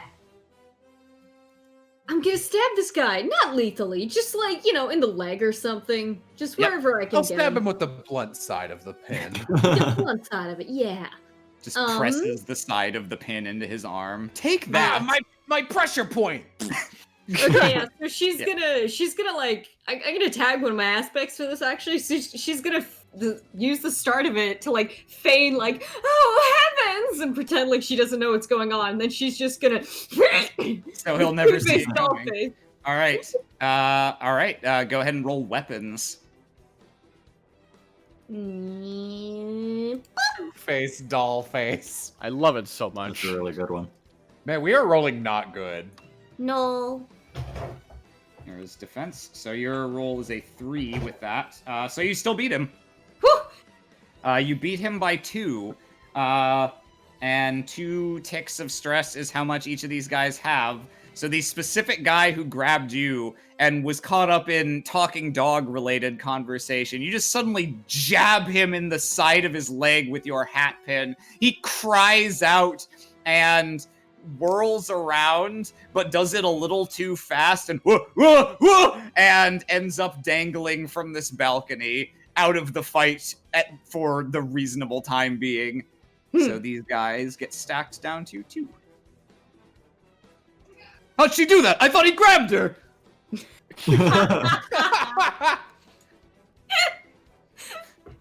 God. Alright, the scarred man over here sees this shit unfolding. He lets out a whistle, draws his own gun, and begins returning fire at the pack of goons currently menacing Tomasa. So I will roll his guns.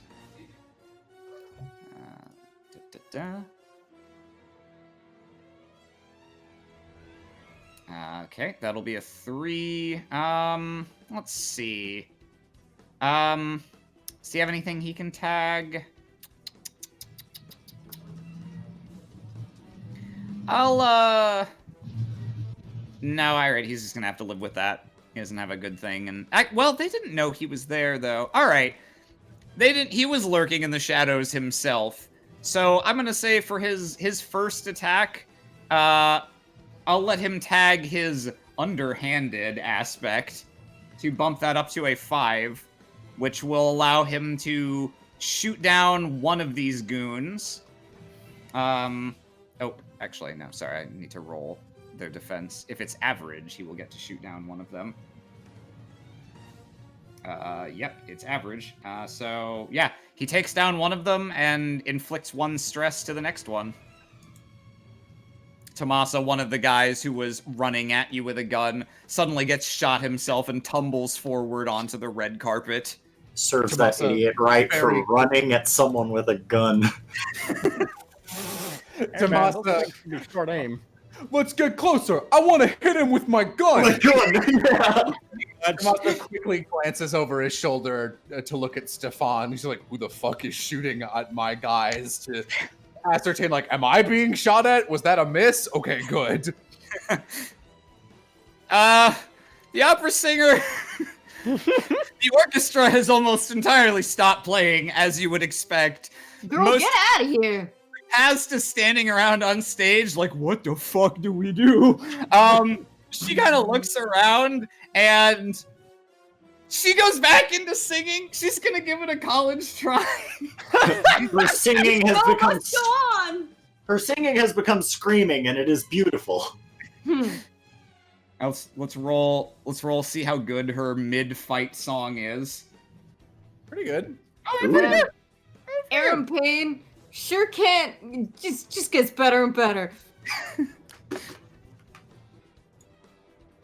And it's the end of the first round. The doors behind you open again, Marksley, and some staff come rushing into the room, as well as some of the staff who had previously hit the deck get up and look like they're ready to enter the fight. So they will act on. I'm gonna put them at 1. So I'll have them go after Marksley's turn. Tomasa, go ahead. All right. Well, luckily the goons have closed some distance so they can shoot me better. Yep. Which puts them directly under their dangling goon friend. So Tomasa will hop back, and he is gonna shoot at that guy who is dangling near Monica's hand and tag, "Don't touch! Hey, don't touch that!" So he falls on his other goon. Let yourself fall. Okay, I love it. Yeah, roll guns. All right. +2 to this. Man, bad rolls, Tomasa. Got to make up for last time. 4. Okay, well, that guy definitely is like, oh shit, and lets go of the banister to try to dodge your shot, which is hilarious because, if someone fires a gun at you, if you then let go of the ledge, you're not gonna fall enough to matter in the time it takes a bullet to reach you. Yeah. But humans do things like that. So, He dodges the bullet and Wile E. Coyote is in the air for a second. yeah. So here's the athletics roll for the guys charging at you to see if they can dodge their falling friend. For his sake, I hope they don't.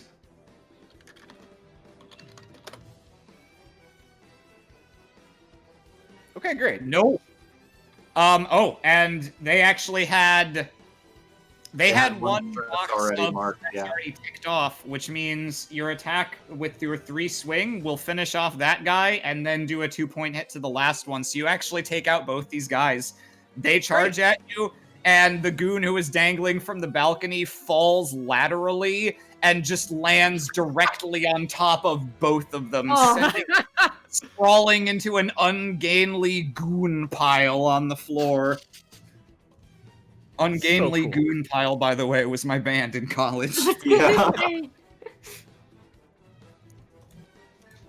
right, it's Tomasa's turn. All right.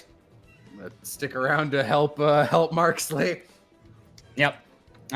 So Zane is Zane's still coming after you, and based on your maneuver from last turn, you have a free tag to defend yourself. Yes. Let's see. Yeah, He's gonna, he'll keep it up for one more round with the Tommy gun as he tries to pin you down, but you've actually already circled around behind him, and he spends some time shooting at chairs he thinks you're behind, when in reality there is no one there at all. Here is his guns roll. Okay. Can I do this with deceit then? Yeah, so you can go ahead and roll. Your defense will be athletics, but you get that free tag on the aspect you placed using deceit. Gotcha. Okay, so it's basically a +5. Cool. Nice. That's Nice, 7 okay. then. That's a defense by 5, so you're gonna generate spin, which means the next person on your team to act, if they can justify a reason why your defense helped them, they can take a +1 on their roll. Okay. So yeah, his gun clicks a few times as the chamber finally stops spinning, and he curses, takes out a fucking Bowie knife. And it is Dr. Blake's turn.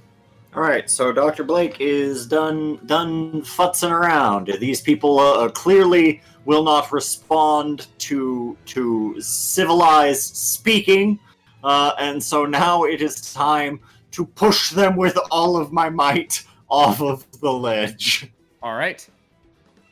And so yes, I'm going to essentially back up as they level as one of them leveled their gun at me. They're getting stabbed or whatever, and then I'm going to charge forth with all of my wolf-like horror, barking, howling, and everything I can to kind of put them off their game, while also shoving them off of the balcony. Okay. And so go ahead and roll. I'll let you roll fists or might for this. Okay, I'm going to tag. I don't know if barking orders quite make sense, even though I am barking and I do want them to do something. I don't think so, because you're not communicating with them. That's fine. Oof. Here is their roll to defend.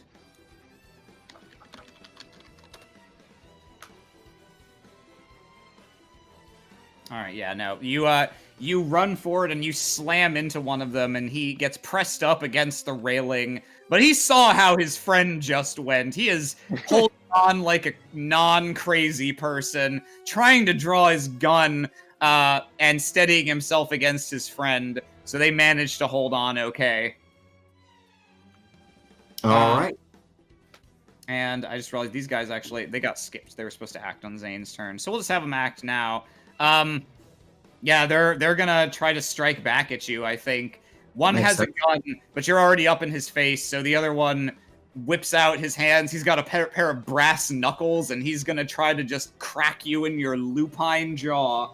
All right. Man, that guy really drew the fucking short straw when they were at the Stasiati Armory, and it was just like, "Are you gonna gun? You got a gun? Sorry, Goonette, you got nothing but these brass knuckles." All right, he's got a 2. You can defend yourself. I will defend myself with endurance. I'm just gonna take the fucking punch. I'm a dog. I don't give a fuck. I'll bite his goddamn fingers. He wants to put his hands near me. Ah, jeez. My God. Unfortunately, brass knuckles hurt. Yeah, they sure do. Ow! You want to tag anything, or you want to take that 2-point hit? I have bestial appetite. Don't. Delicious brass, my favorite. Well, if his hands get in my mouth, and he might scrape his fingers along my teeth. Absorb vitality. No, I'm afraid I'm gonna have to veto that one. That's fine. I'll take the damage. Okay. Marksley Booth, I see. Well, can I claim my own advantage? Yes, I'll allow it. Excellent. All right, yeah, we're gonna... Yeah, so, you said I'd kind of, snuck up behind him, right? Yeah. You circled around when he thought you were still heading a different direction. All right. In that case, I was going to get up behind him and try to give him a good whacking. Right. And that's pretty nice. And that's with that tag, that's a 5. I want to see what he does first, so I get to describe what I try to do. What are you rolling? It looks like you rolled. I'm rolling athletics. Yes. That's not for attacking. You would, if you want to give him a good whacking, you'll need to roll fists. That's true. Yeah. Okay. Oh, actually, Can I have an. Can I do sleight of hand? My reasoning was because I'd like to, while he was firing, have snuck up and grabbed his backup magazine and tossed it to the side. Okay, yeah, go ahead and roll sleight of hand. All right, that's also a +3, so basically I was just gonna recycling the +3 there. All right, I'll have him roll alertness to defend against that. What is his alertness? Okay, there we go. So it's +2 due to the like thing I had, the distraction. Oh yeah, that does put you at +1. Oh, he doesn't flip well. I'm gonna undo that. Yeah, you sneak up behind him. You see he's got another magazine strapped to his leg underneath his coat, and you just whoop and grab that off his belt. He turns around. Oh, you slimy two-faced! You're in for a world of hurt, buddy. He levels the Bowie knife at you. The doors, however, fly open and staff begin rushing in. And it looks like he may soon be outnumbered. He looks around. He looks around and kind of looks back at you. Think you got the upper hand now, huh? Yes, I think I do, Zane. Well, you ought to know that guy selling peanuts in the lobby, that was my guy. Those were my peanuts. What I'm saying is you ate my peanuts. You sucked my nuts. A cadre of people who were dressed as employees, but soon pull out their own guns and reveal themselves to be Zane's backup party. Oh, God. That's a lot. That's goontastic. Maybe you want to reconsider your opposition. Alls I'm asking for is to get to have my date. Oh. I need a bit of a reminder. How do declarations work in this case? So declarations, you declare something to be true that is relevant to one of your skills, and you roll. And the difficulty is made easier for each of the following things that are true, which is it has a potential downside if you're wrong, it's creative and interesting, and it suggests a heroic course of action. Okay, because I was thinking right now if I could pull a "Are you sure they were your men, though?" and pull out a Wet Willie's reinforcements. The downside being if I roll bad, that as per Wet Willie's words, it doesn't matter as long as we're both dead. It's a little outside of how they normally work, but I will let you do that. I'll say, okay, so here's what I'm going to have you roll. I'm going to have you roll deceit. And this is based off of, did you successfully plot with Wet Willie prior to this engagement to secretly plant your own guys here at the peanut stand? Which that's so stupid. I like that. I think I do want to do that then, because that also allows me to rely on my triple agent attribute. Yeah. So go ahead and roll deceit and tag anything you want. Yeah. I'll I'm already doing pretty well there, but I want to tag in triple agent for this. That will alas drop me down one, but that'll bring that up to 8. Okay.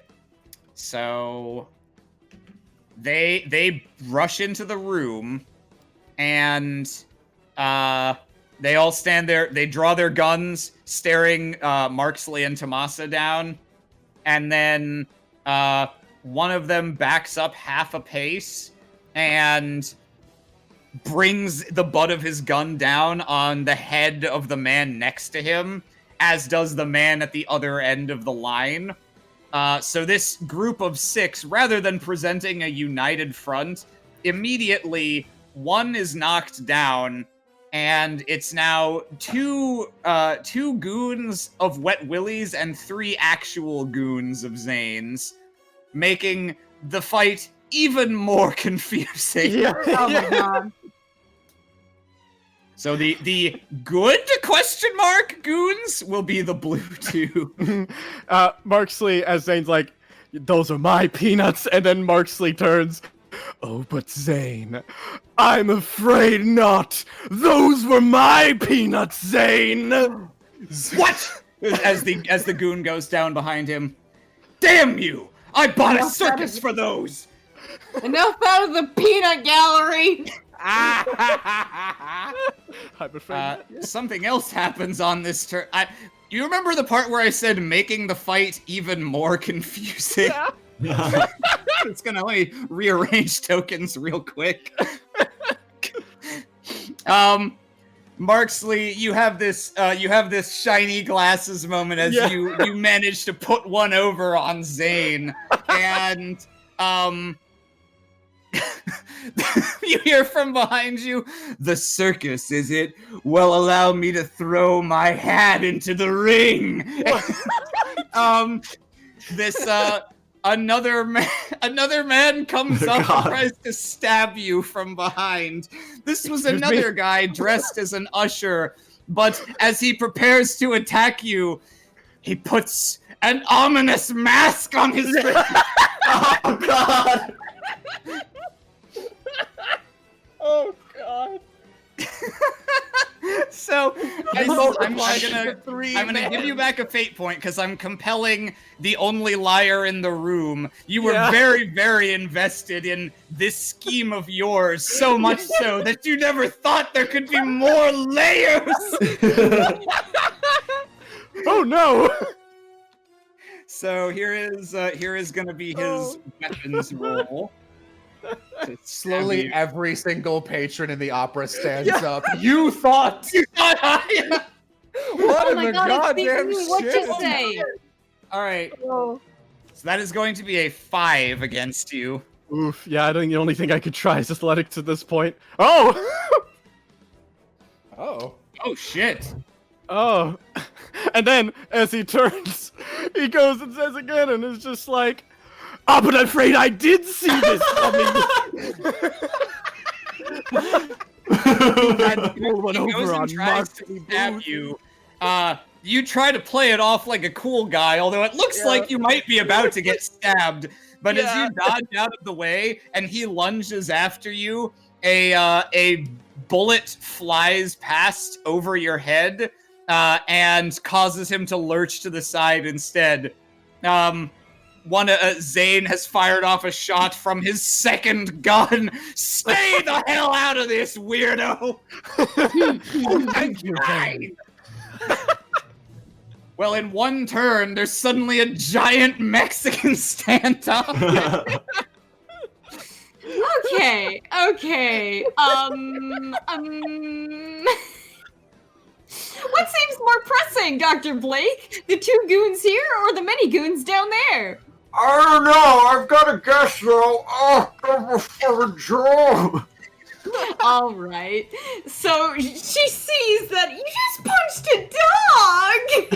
So she is going to try and like squiggle her way so that they don't see her coming from the side, because I imagine that they're both just kind of looking at dog, and she's closer to like their periphery, so she's gonna reach in her bag and pull out a very hefty book and just clock this guy next to her over the head with it. I'm gonna use my eerie manuscripts. Okay. Go ahead and roll weapons, I suppose. Yep. Wow. Oh, Yeah. There we go. Volume 8 is the thickest! It's the thickest one that survived the great loss. Here's his attempt to dodge. No, that's piss. You bring I want to get your him in the book jaw. I out. want to make it even. You bring your book down on the back of one of their heads, and he lurches forward. The guy was winding up to try to strike at Blake again. His buddy falls on top of him, and the second man's head exactly collides with the edge of one of the seats. Ooh. And they are knocked out.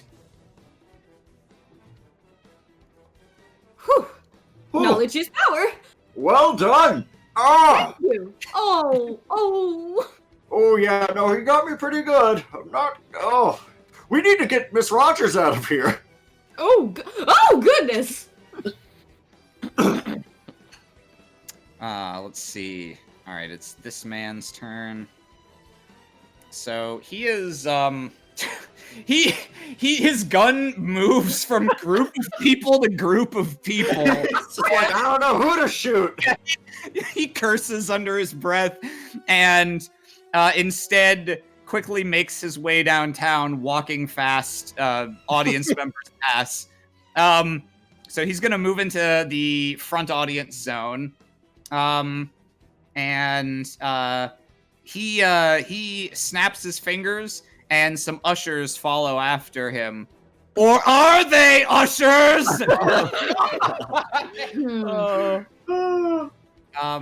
And these guys collectively are gonna try to grab Professor Rogers. They are attached, so they are acting as a single group with a single action. So here is his modified might roll. Actually, no, if he just wants to subdue her, he's gonna roll fists for this. So this will be fists, and then he'll add +2 for the attached minions. Oh. All right, so that's a 4. And Rogers, as they descend on her, she appears to realize that these are not well-intentioned theater staff trying to escort a targeted woman to safety. So she's going to try to get away. And she would lose by 1. I'm going to have her tag her aspect in and out. So she goes into their grasp and then manages to pop out the other side as they kind of whack together, and she hops over a seat, putting a little distance between them and her. So she remains ungrabbed for the moment. The opera singer... Doing her best. She's gonna do her best. Get this woman a raise. How's your sing roll? Oh, damn. Okay. Still pretty good. Yeah. Tomasa. All right, Tomasa. A lot of gophers pop up at the same time. Yeah. And Tomasa is gonna say the gophers that were responsible for almost setting the museum on fire were the worst of the gophers. Uh-huh. So he sees them attacking Lisbeth, and he is going to use his enormous legs to hop on the seats and bound over into the front audience. Okay. And luckily, these guys were dressed as ushers. And since so much happened, I don't think they had enough time to remove their disguises in full. And since this place was serving drinks, I imagine at least one of them has some flavor of drink that Tomasa can grab and slam over one of their heads.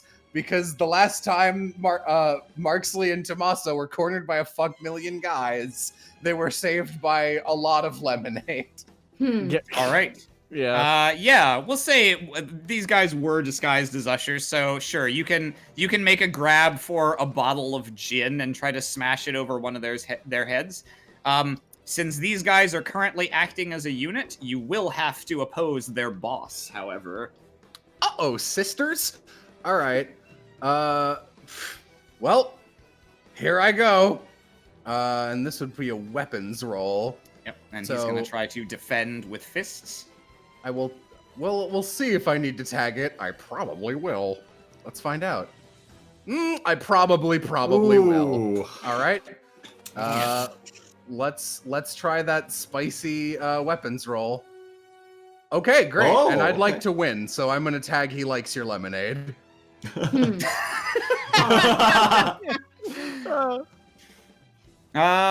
Let's see. Yeah, okay. I will say I am aiming at the cultist specifically because I saw Scarface help me out once. Okay, yeah, that's fair. I checked his aspects real quick. I don't think there's anything he's gonna tag in this situation. So, he actually does. He takes a swing at you as you kind of bob and weave in here to steal the drink, and you realize these men are indeed working together. So quickly, you grab the bottle of gin, smash it over one of the cultists' heads, and with that tag, your win is by 2. So you will inflict a 2-point hit, which is good for downing one of them. Great. That's my turn. All right. Oh, you know what? I don't want to cheat. I did just pass into the front audience. So. Oh, that's true. So you'd be at -1. Is there anything else you want to tag?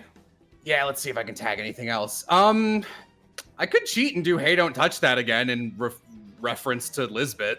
Ha! Is that fair? I would accept that. Yeah, if you're Okay. directly defending her from them. Okay, now it's 3. Okay. So you'll also deal 1 stress to the remaining henchmen. Cool. As this guy sees you weave in here, grab a bottle and smash it over one of his lieutenant's heads, that man crumples to the ground. He turns, stares you down for a bit, and grins, cracking his neck and then his knuckles. Tomasa's face remains completely Exactly as the same. Yeah, it's weird. Tomasa stands very tall and like stiff even when he's fighting, but when he runs, like there's a scene, I think it's in Spirited Away, when Haku is like dashing through the bathhouse and he is basically horizontal and liquid, and that is how Tomasa runs. So he goes from like stock straight to human snake very quickly. All right, not to be outdone, Zane was relying on his peanut boys to come in. So now that the situation has grown dramatically more complex, instead of just shooting at Marksley forever, he's going to attach to this group of goons and try to immediately deal with his traitorous peanuts. So yeah, no, he took out his knife before. This is gonna be personal. These guys screwed him over at his biggest moment. So he slams his fist into his other hand. All right, boys, let's get these gutless goons. And they're going to dogpile in here. This is his weapons roll, and add 2 to this for his attached minions. Oh. And then Yikes. this will be the goons' roll to defend themselves. Oh, wow. Jeez. All right. He is going to tag his aspect hot-headed. He hates these traitors. He wants to deal with them personally and viciously. He's going to take a +2 to bump him up to a 7. And I think he's also going to tag always armed. He has a second knife! For twice as much damage. It's the Stassiati way! So that's going to bring him up to a 9, which is not quite enough to just take both these goons out immediately, but that will knock out one of them and put 1 stress on the remaining one. That goon will fire back. He is down to a +2 because he's all alone now. Oh, no. shit! Oh. Bad news. And, yeah, that's goon turn, and they all moved. So, it is Dr. Blake's turn. Oh. Alright. Let's see. There's a... Monica, this situation has gotten extremely out of hand. Yes? What's going on down there? It seems as if, Marksley is in his usual spot of trouble. Tomasa is apprehending the strange man with the scar. God. Lisbeth's holding her own, actually, but I think she's quite the priority. I'm not sure why the opera singer is still singing, though. She's very good. She's very good. I imagine that looking down on this must look like Marksley and Tomasa are like player 1 and player 2 in a beat 'em up. Yeah. I'm honestly, yeah. They're in a twin stick shooter. Yeah.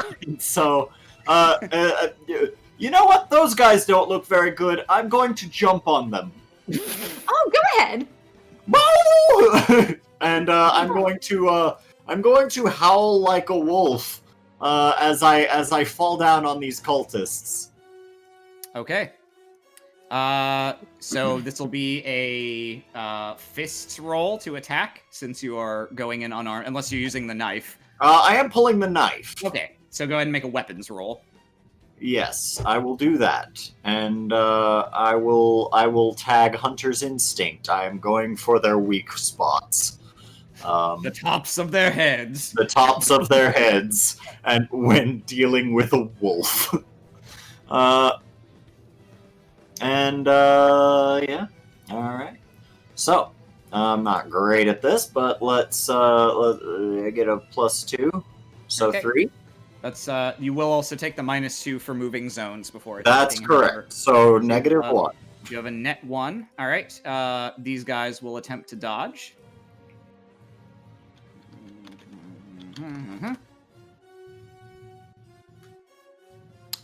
All right. You want to tag anything?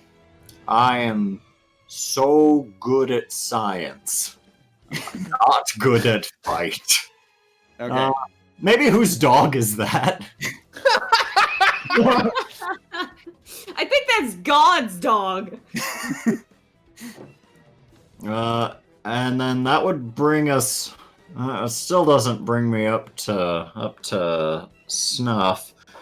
I mean, if you up yourself to 3, you don't get spinned on. So That's true. something. Yeah, I will also. So I'll do that. But it appears that I'm doomed to miss regardless.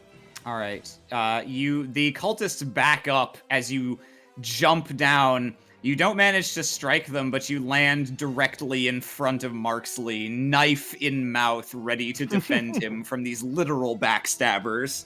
I am growling, I am large, I am scary.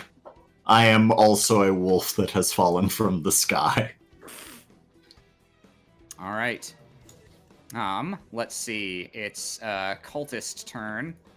We'll start with, since this just happened, we'll start with these guys. They're gonna cautiously circle around Blake, because he certainly looks more intimidating than Marksley. So they're gonna kind of rush forward, fan out, and kind of make a pincer movement around to Marksley to try to avoid Blake. Okay. So they're gonna attack you with weapons. Alrighty.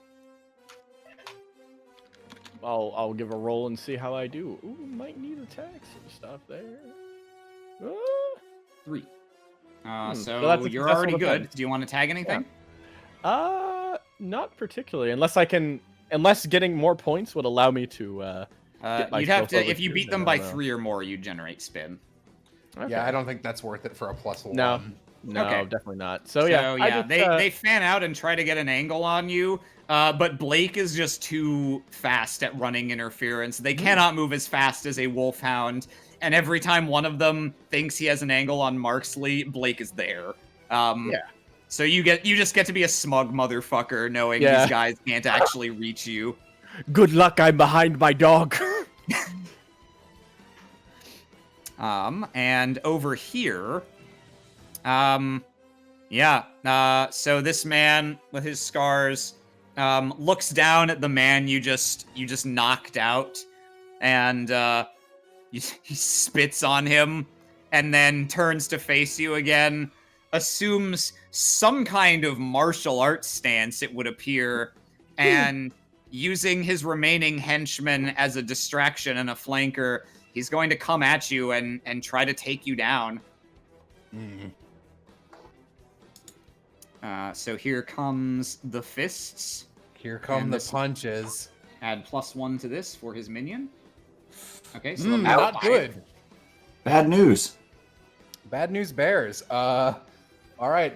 Just athletics by default is the. Yep. Okay. You can also defend yourself in melee with fists or weapons. Okay, weapons is a little better. I will begin spinning my gun around like a kung fu master with a bow staff, and I will attempt to whack that away. Oh shit! Nice. Oh, but he has a +1, doesn't he, from the minion? He does currently. Okay. Oh, that's cool though. I wanna do something with that. I might just take a 1. It's fine. All right. He is going to tag looking out for number 1 because he doesn't give a shit about the guy you just aced.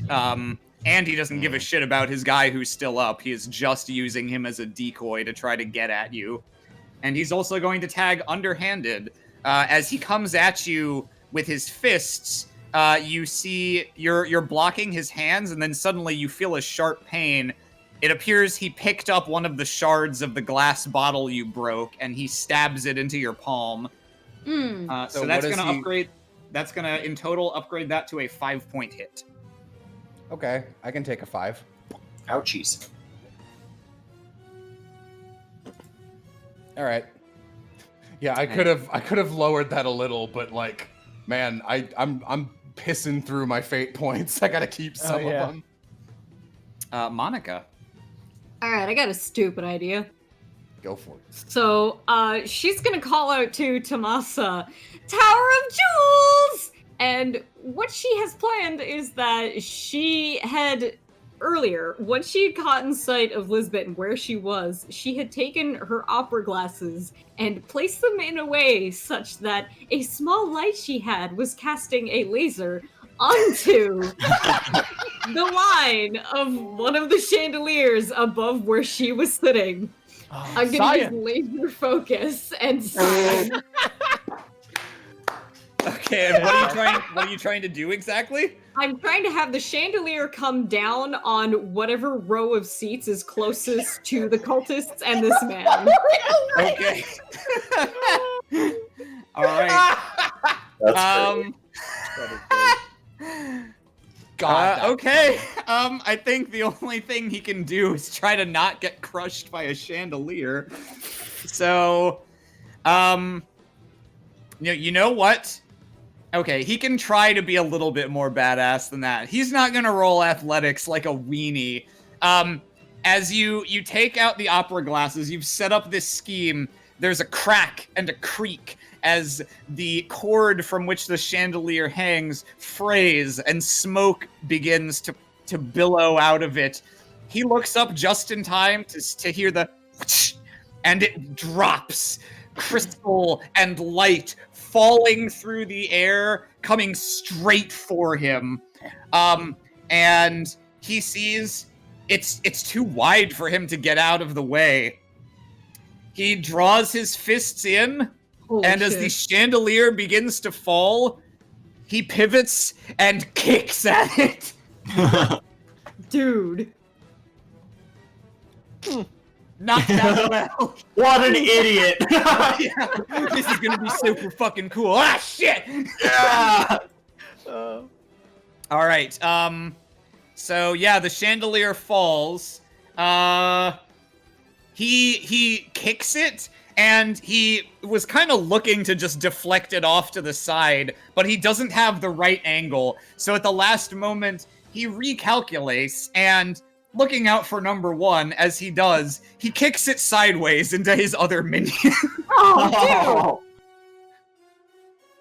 Can he at least get hit by some of the splash? Oh yeah, he still does. Mechanically, when minions are attached to a boss, the minions always take damage first, regardless. Mm-hmm. But so he's reducing the damage by 2 by deflecting the rest onto that guy. But he actually still takes.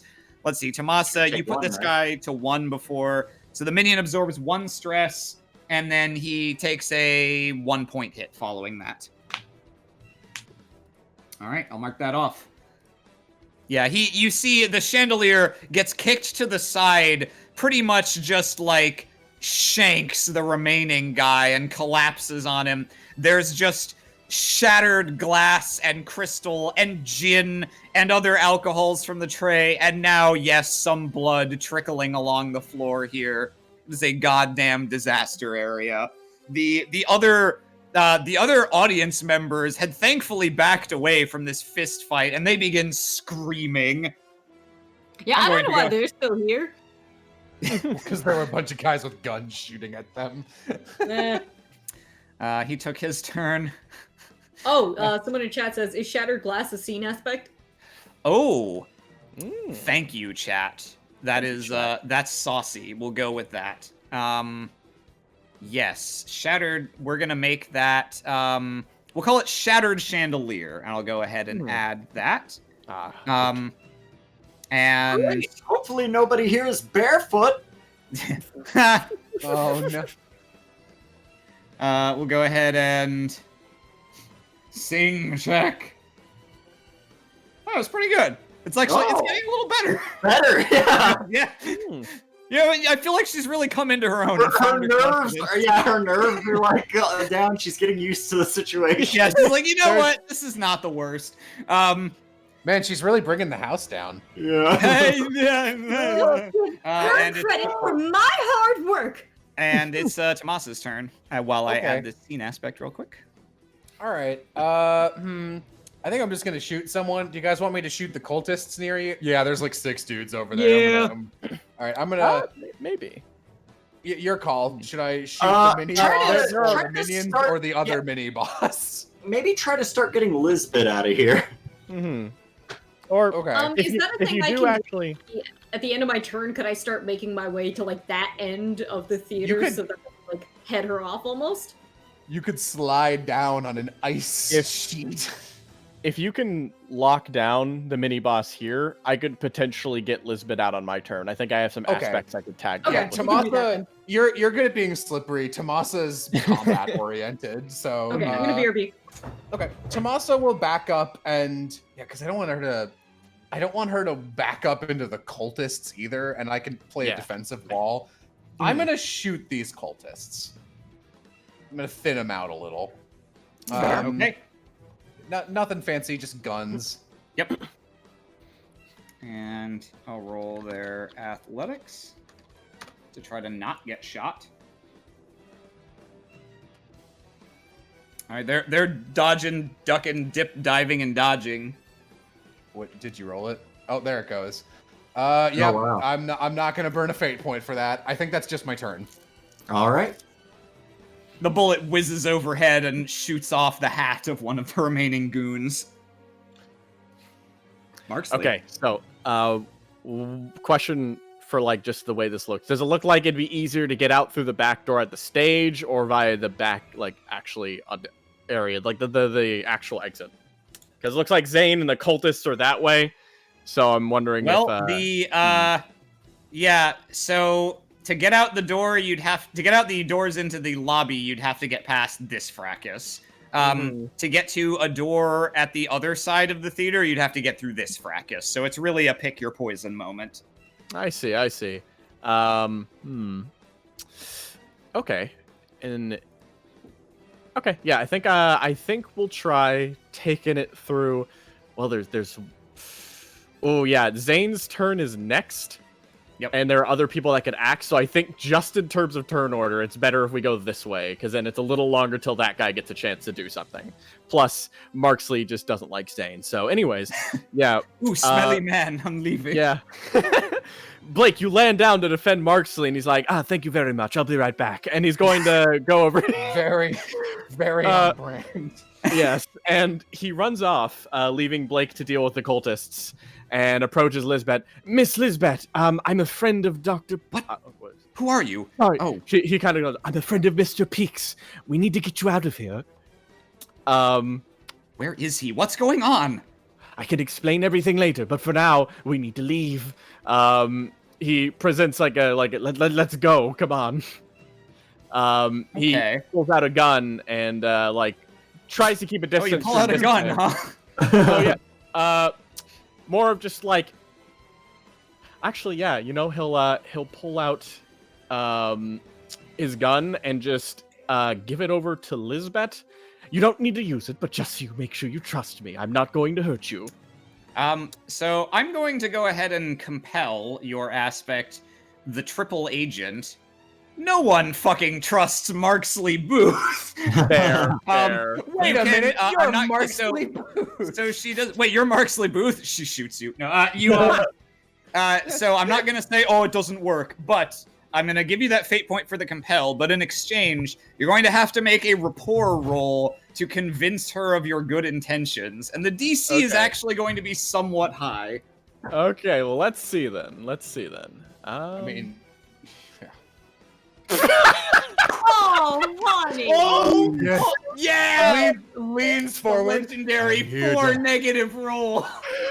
I'm not gonna help you. I'm not gonna do anything. This is too perfect.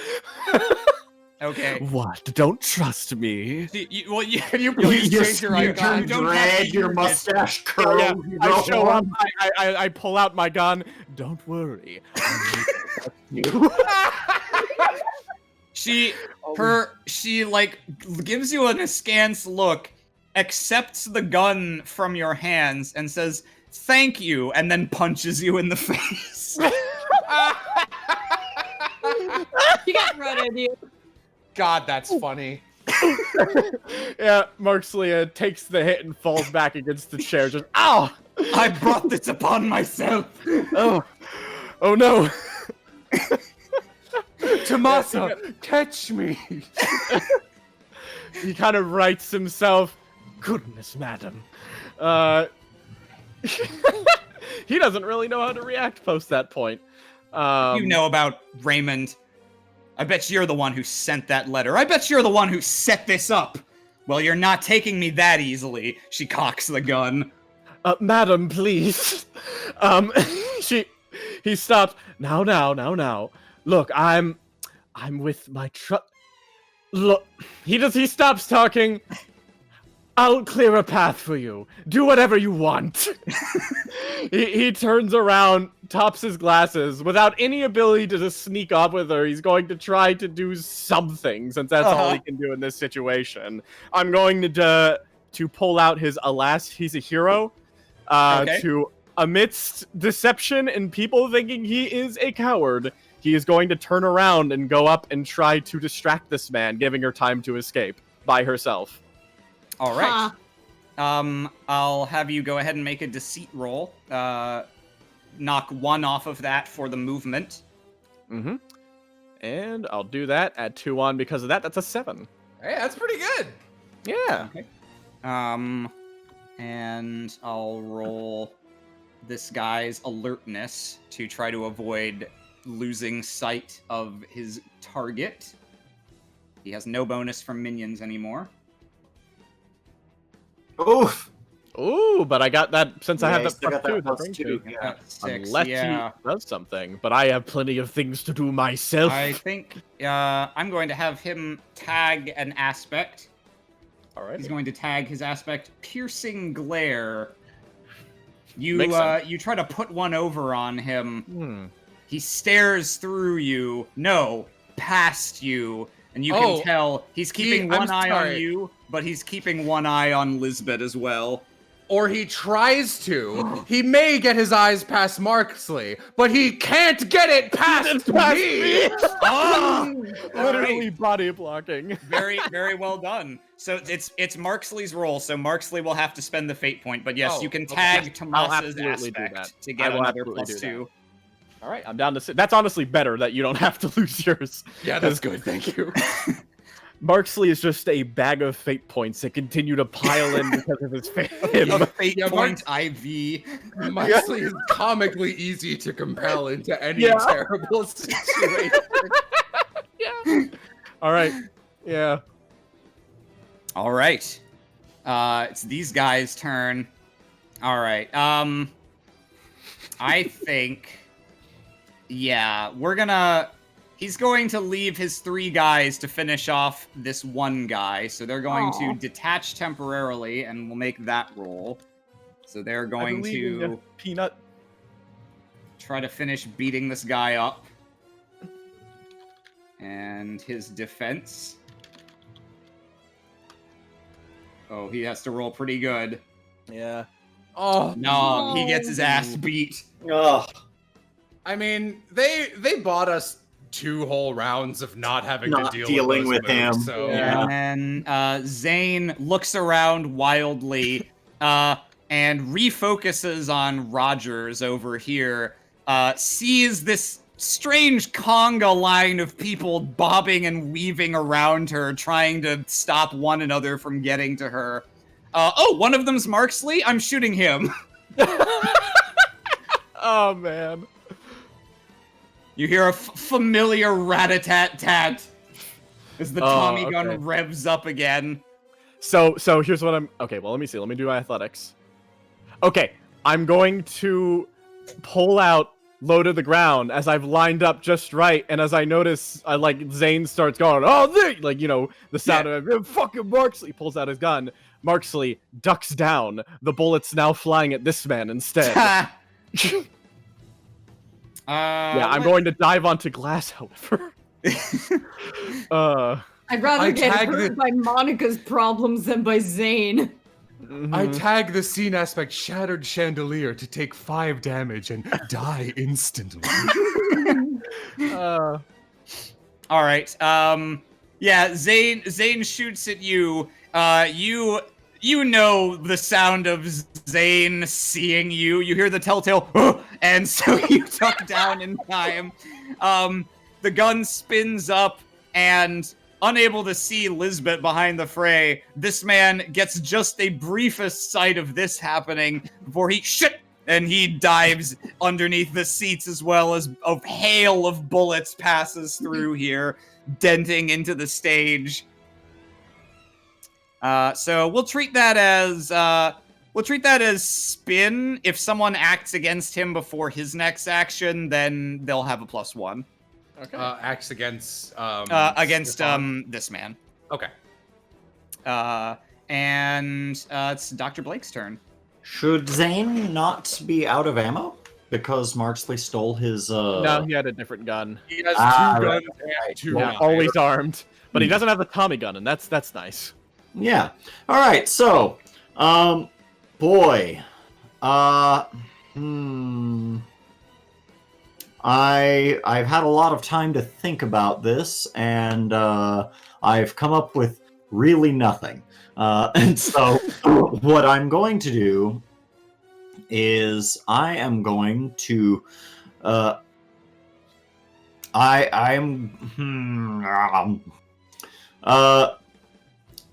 I see that Marksley is being shot at. And I don't appreciate that one bit because I never forget a debt. And I am going to also tag barking orders as I am angry, and I'm going to start like howling with a wolf-like rage as I try to gore Zane. Ooh, okay. Are you going with the mouth or the knife? Probably the knife. Okay, then go ahead and roll weapons. He cannot defend himself with guns, but he can defend himself with weapons, so he'll Right, take a and snipe that's at you as a you approach to try to 4 fend foot you off. Okay. He doesn't really have anything to tag defensively in this situation, so that is simply going to be a 4-point hit. Nice. And so yeah, I rush over and I'm hopping across from chair to chair, jumping between the aisles and like almost like diving down beneath them as he's firing shots at Marksley, and I jump up and I jump up and I'm going to try to like run past him anime style with the sword and try to disarm him by slicing across his forearm. All right. Yeah, you get a good little slice on his forearm as he backs off from you. Ah, crazy mutt! I heard of you. Well, I've got a dog collar you can wear. He just holds up a knife as if that was like a pun or something. I feel like we should get a fate point for that because of how terrible it was. I had to endure this indignity. We were compelled to listen to that. Monica. All right. I'm gonna do the thing that I was setting up to do, and she does make her way over to the edge of the balcony, and she uses her hat pin once again to dig it into a curtain and ride it down. Nice. She's, if it's possible, would like to make her way over to Lisbeth and put out her hand and be like, "Come on now, dear, time to get away from all these crazy men." Okay, so to move more than one zone in a turn, you simply have to make an athletics check. And Okay. you need to roll equal to the number of movement points you're trying to spend. Don't know if I can do that. Let's give it a go. Be 3, correct? Yeah. Not quite, unless you can tag something. The only thing I can tag is thicker than water in the idea of, come on, we're ladies in this together. You know what you could tag? Operatic acoustics, because you're shouting to her to get her attention. Oh, I mean, I assume. I'm just guessing. yeah.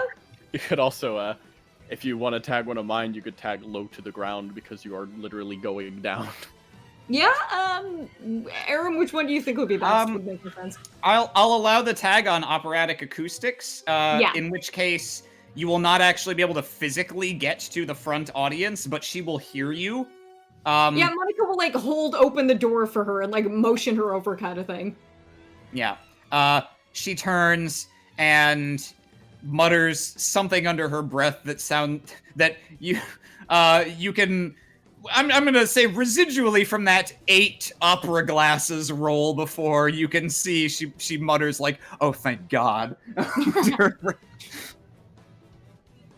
All right, it's this asshole's turn. He rises up. Actually, okay, yeah. So the first thing that's gonna happen is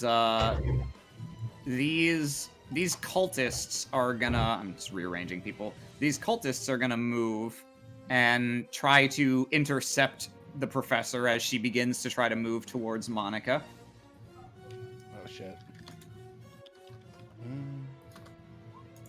So this will be against her athletics. Oh, that's so good. No. Oh, I should all right. help. I should help somehow.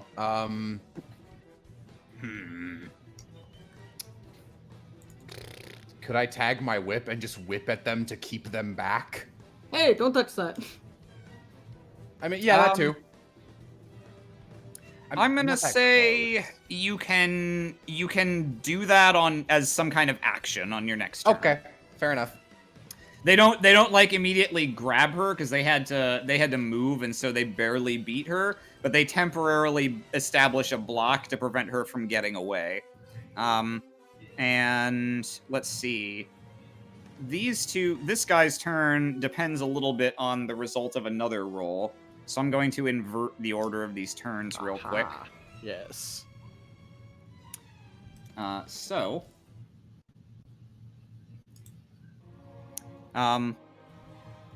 This opera singer who has kept going like a champ through this whole fucking nonsense that's played out in the theater, even though the audience has been heavily distracted this whole time.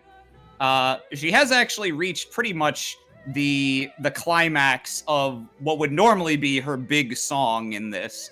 Probably not the circumstances under which she would have normally chose to perform, but hey, you win some, you lose some. And as you've been fighting, this song's just been going in the background. And you haven't really thought anything of it other than like, oh, yeah, that actually sounds pretty nice if you can actually hear it over all the gunfire. But suddenly the sort of the tenor of the room changes, no pun intended. And you start to kind of feel a sort of haze in your heads. And the sound of the singing seems to get louder and louder, oppressively loud, inexplicably loud, even for this room designed to carry the sound from the stage.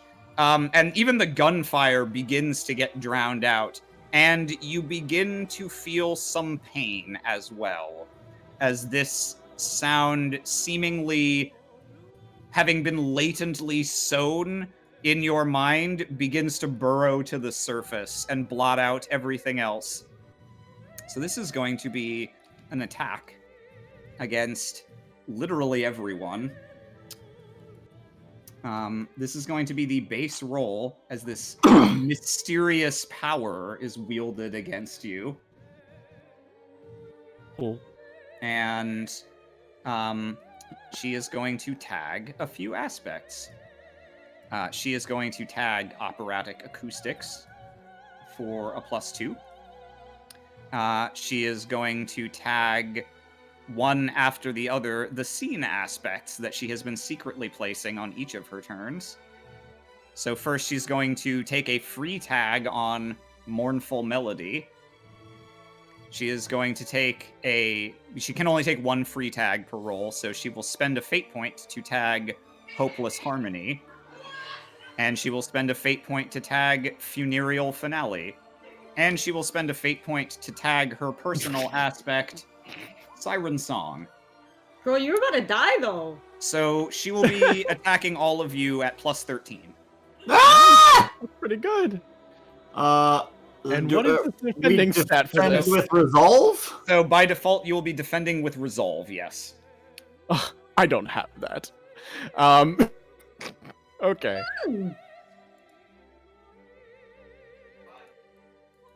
Welp. Okay.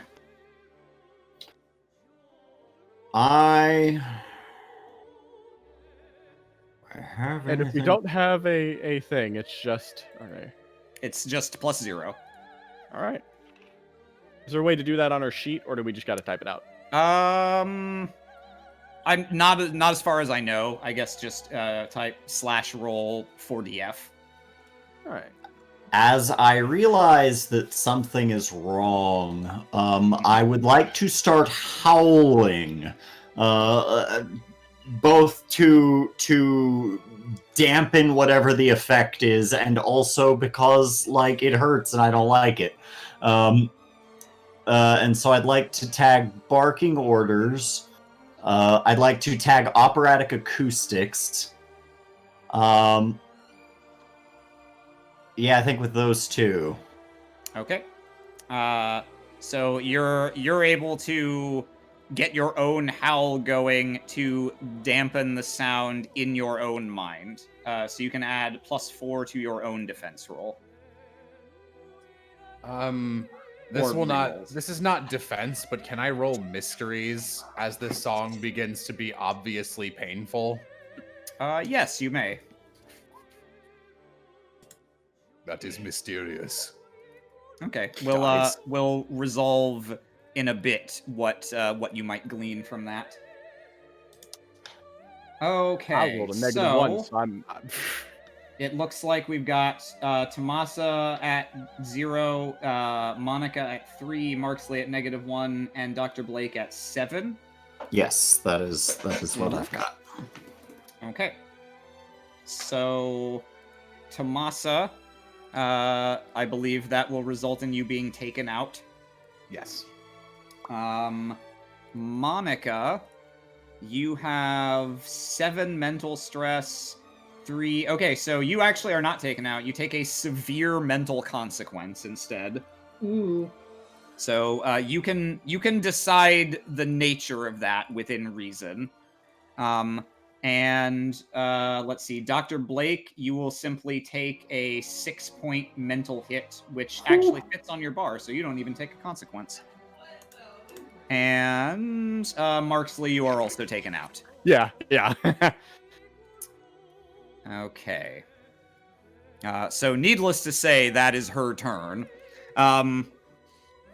And this man, who you notice as the two of you collapse to your knees, you sort of the last thing you see before your vision fuzzes out as this man steps over you is he gives you a shit-eating grin, and you see he has earplugs in.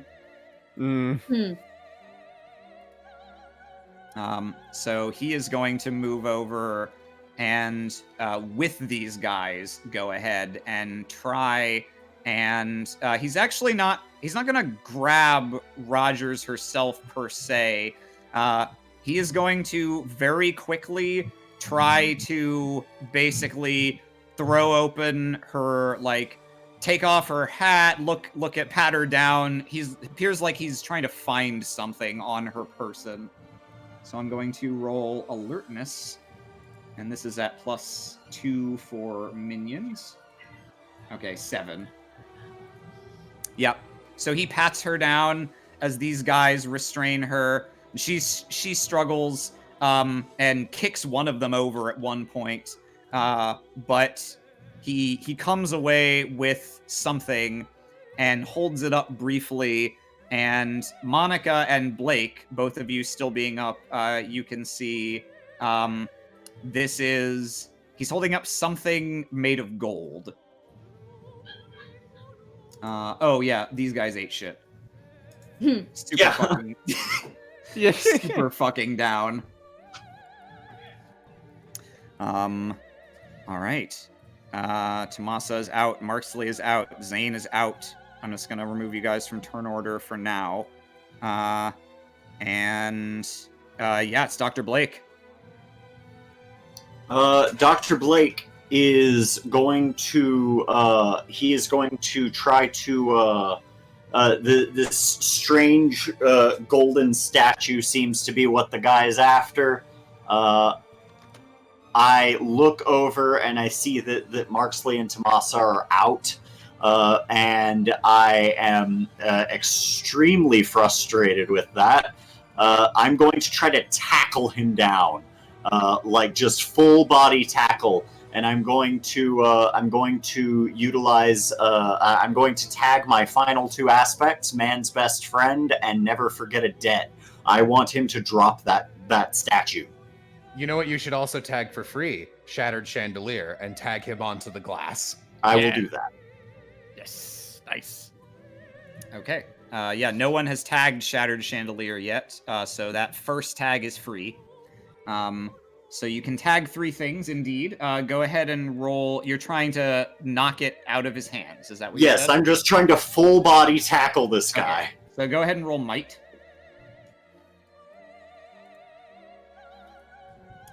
And he is going to try and fend you off. 10 so total? That's a total of 10.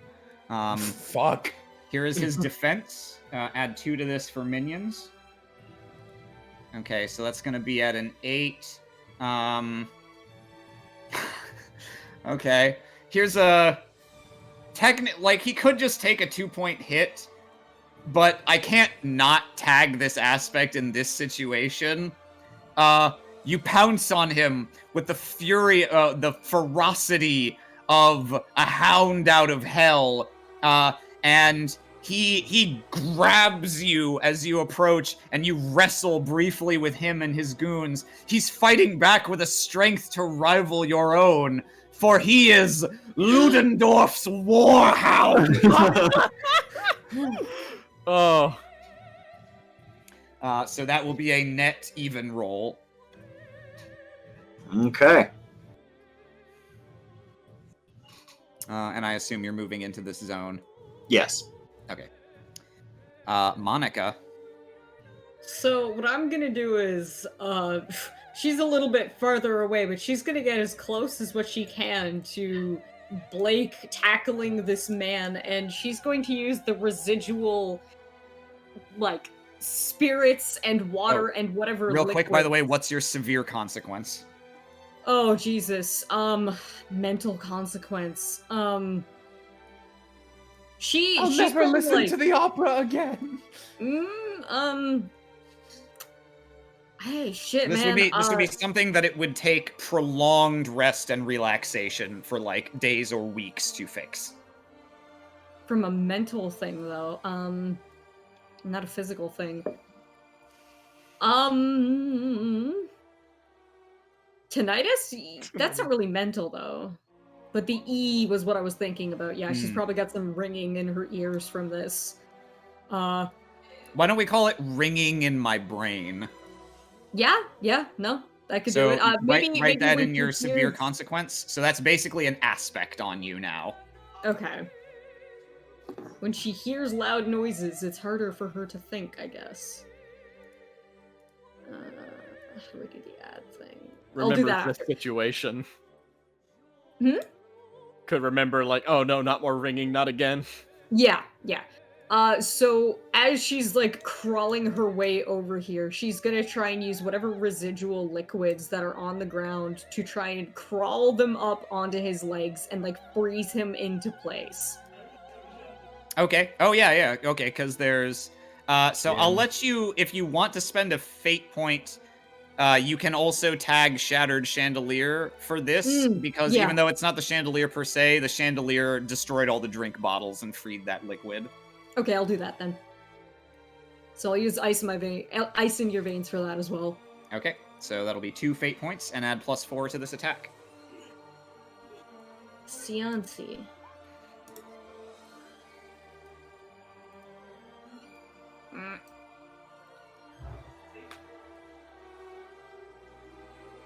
Once again, this music reminds me of a Pokemon movie. This is the part of the movie where the legendary uses the very scary attack. And then Celebi pretends to die. Okay, so that'll be a total of 6. Yeah. Let's see. So, he doesn't have much he can use to defend against this. So, I think what I'm going to do is I'm going to have him tag an aspect in the wake of power to let the singer defend for him, because she has something relevant here. So she is going to attempt to counter your scientific manipulation of this water. What? With Nothing can beat science! With her own... Nothing! Oh. Oh, all right. Well, Oh. might as well just have had him try to dodge, I guess.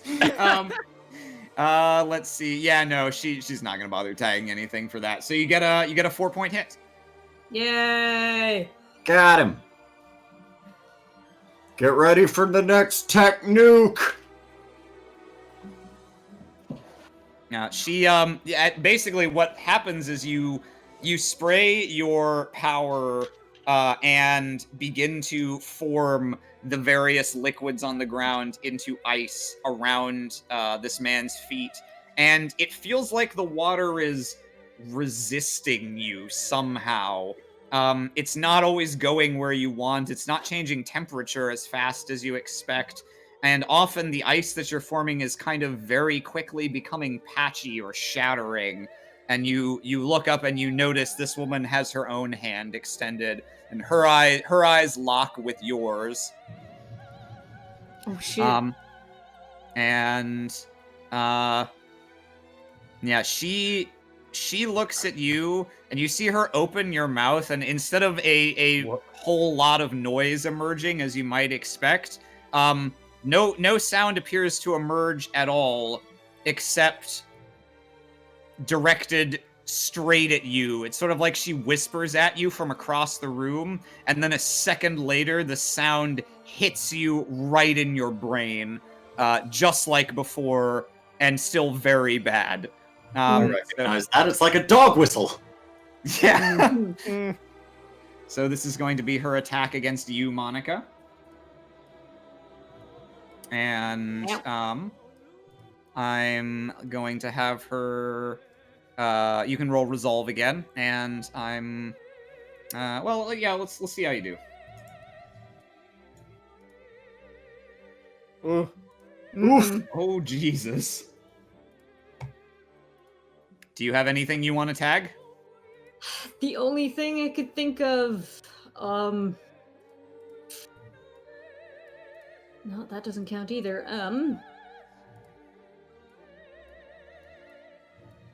the only thing I could think of would be laser focus because she just wants this to happen, but that's about it. Okay. Do you want to tag that? Sure. Okay. So you can get a +2 or a reroll. I'll do a reroll. Oh yeah. Hey, that's a lot Okay, better. yeah, that's a good reroll. Yeah. Right. Yeah, you grit your teeth and you manage to beat back this sound forcing its way into your brain. And you see her kind of fold her arms on the stage and give you a slightly displeased look, but otherwise not react. Meanwhile, let's see. I guess this guy is wrestling. Yeah, he's gonna come at you, Blake, with everything he's got, and just try to pin you down to see if he can free up an opening to deal with this item that he's taken off of Rogers. Mm-hmm. I will resist with endurance. Okay, so endurance is your sort of passive physical stat. If you're trying to avoid harm, you would typically need to roll a fighting man's skill or athletics.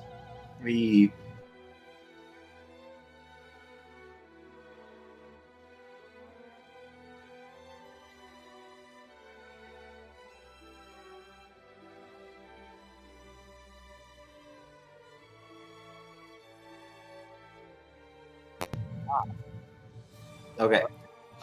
Don't feel great about my knife. But I will. I'll do it because that's what I got. All right. So that's going to be an 8-point hit. Ouch. And so It looks like that puts you at a mild physical consequence. indeed. Anytime you take a consequence, you also can choose to concede, although for a mild consequence, you probably wouldn't, typically.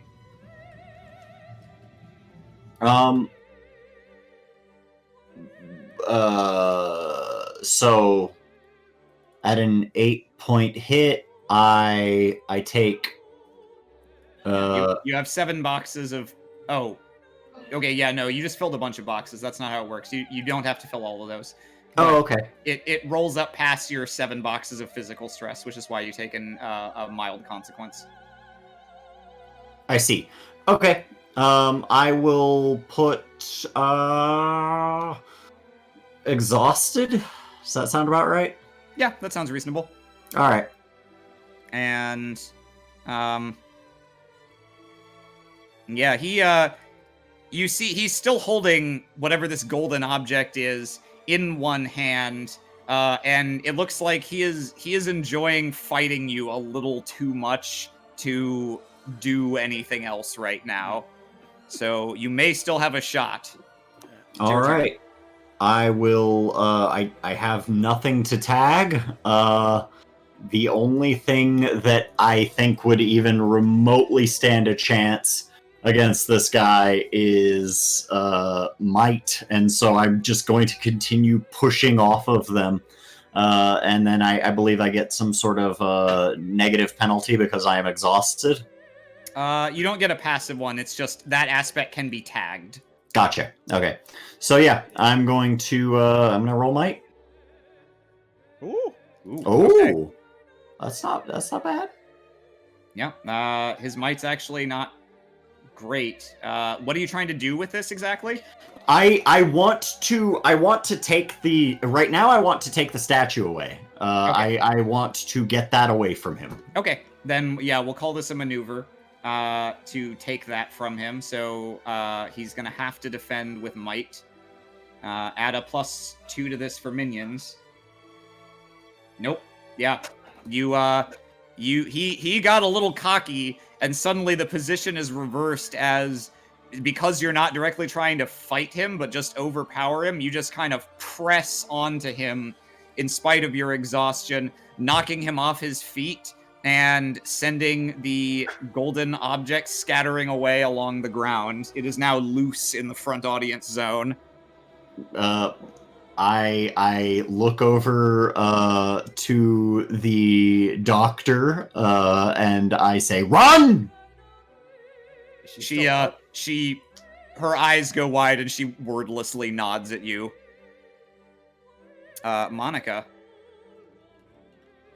I could do something stupid and use up all my fate points. Do it. Do it. All right.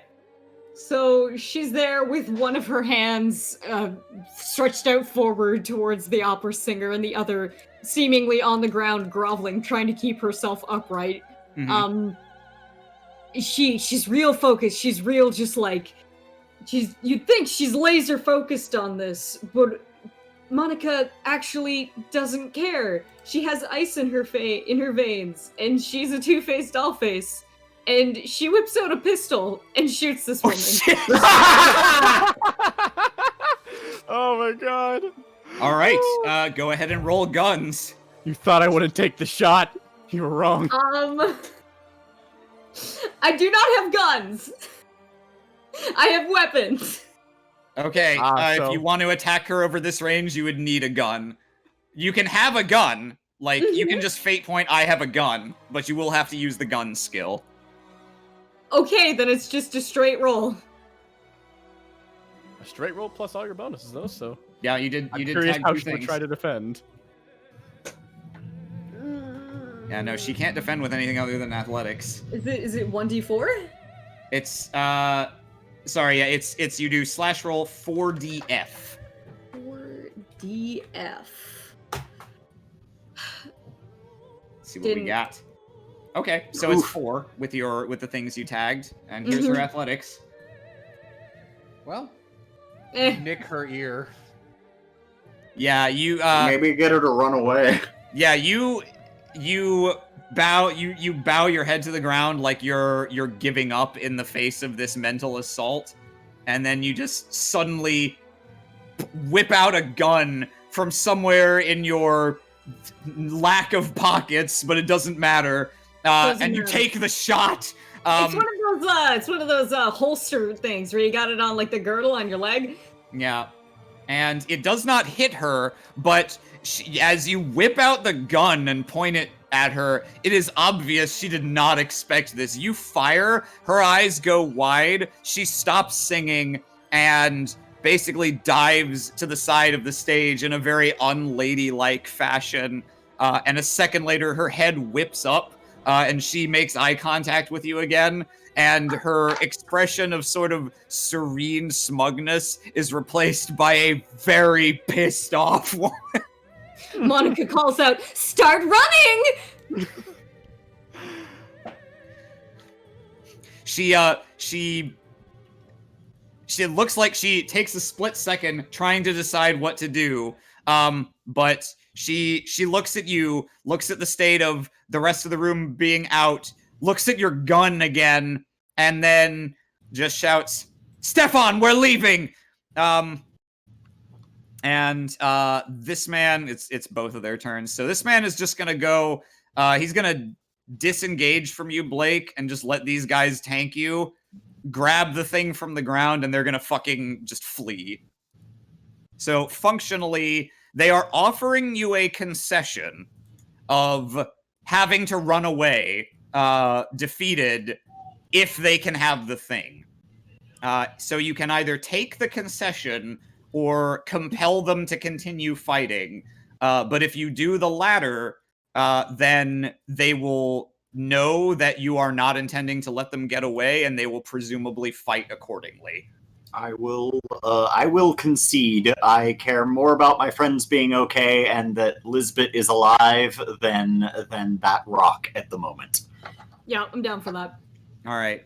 Yeah, the man with the scars, Stefan, scampers out of these aisles, gets a running start, grabs this golden object off the ground as he goes. The woman comes down from the stage, and they both flee out a door by the backstage, possibly under more gunfire from Monica. and silence at last falls over the theater. How about these We'll guys? assume these guys get the terms of the concession are such that they're abandoning all their minions, so these guys get taken care of. Cool. Silence falls over the theater again for everyone except Monica, whose head is still ringing. Kind of worrisome is the fact that it really hasn't gotten any less in the past time since it occurred. And everyone else is out cold. Dr. Rogers runs up to you, finally free to do what you signaled her to do way back when, Monica. And she runs up holding her own gun, which she kind of looks at dumbfounded and then stuffs away awkwardly into her coat.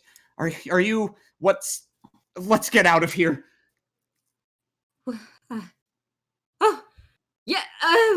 But the others, the others. Come on, wake up! Gad, man, come on! I start, like, licking faces. My apologies. These two do manage to get up. Tomasa, She starts tugging on their beards in tandem. Come on now. We gotta go. Tomasa's face gets licked and like kind of, and then bolts up, reaches for his gun, which is not there and is on the floor, and begins like looking around like a meerkat, and then sees it's just you licking his face, mutters something in Arabic, then, you scared me. My apologies. When something is licking your face in the desert, there is a chance it is a snake. Indeed. I imagine so. You'll have to regale me with stories of it, but probably at a later time. Marksley, wake up! They call Marksley's it eyes open. Marksley's eyes open up very like slowly and normally, and he kind of just slowly gets up and in a suspiciously like, wow, that was easy kind of way. It's like, yes. She points at him. What is it? Monica, my head is simply ringing right now. Oh, is it? Oh, goodness. What happened to that object? They got away, unfortunately. Dr. Rogers, perhaps you could elucidate us on the situation as it pertains to that object. Why did they want it? Well, you see, meanwhile, The boys.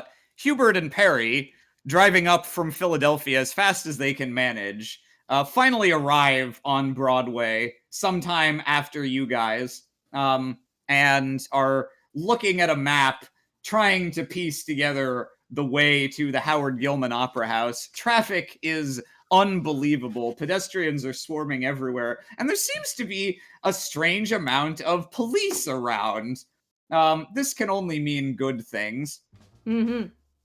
I say, are you quite certain it was this way?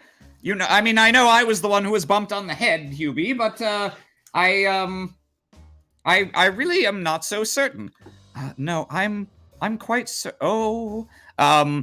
they pull up outside the opera house and see that all of the police are actually gathering outside of there.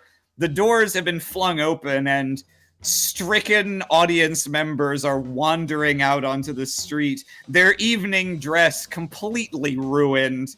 And it looks like the show has ended early. And shortly following behind them is your group. You walk out back onto the street. Rogers is with you. Hang on, I gotta grab her.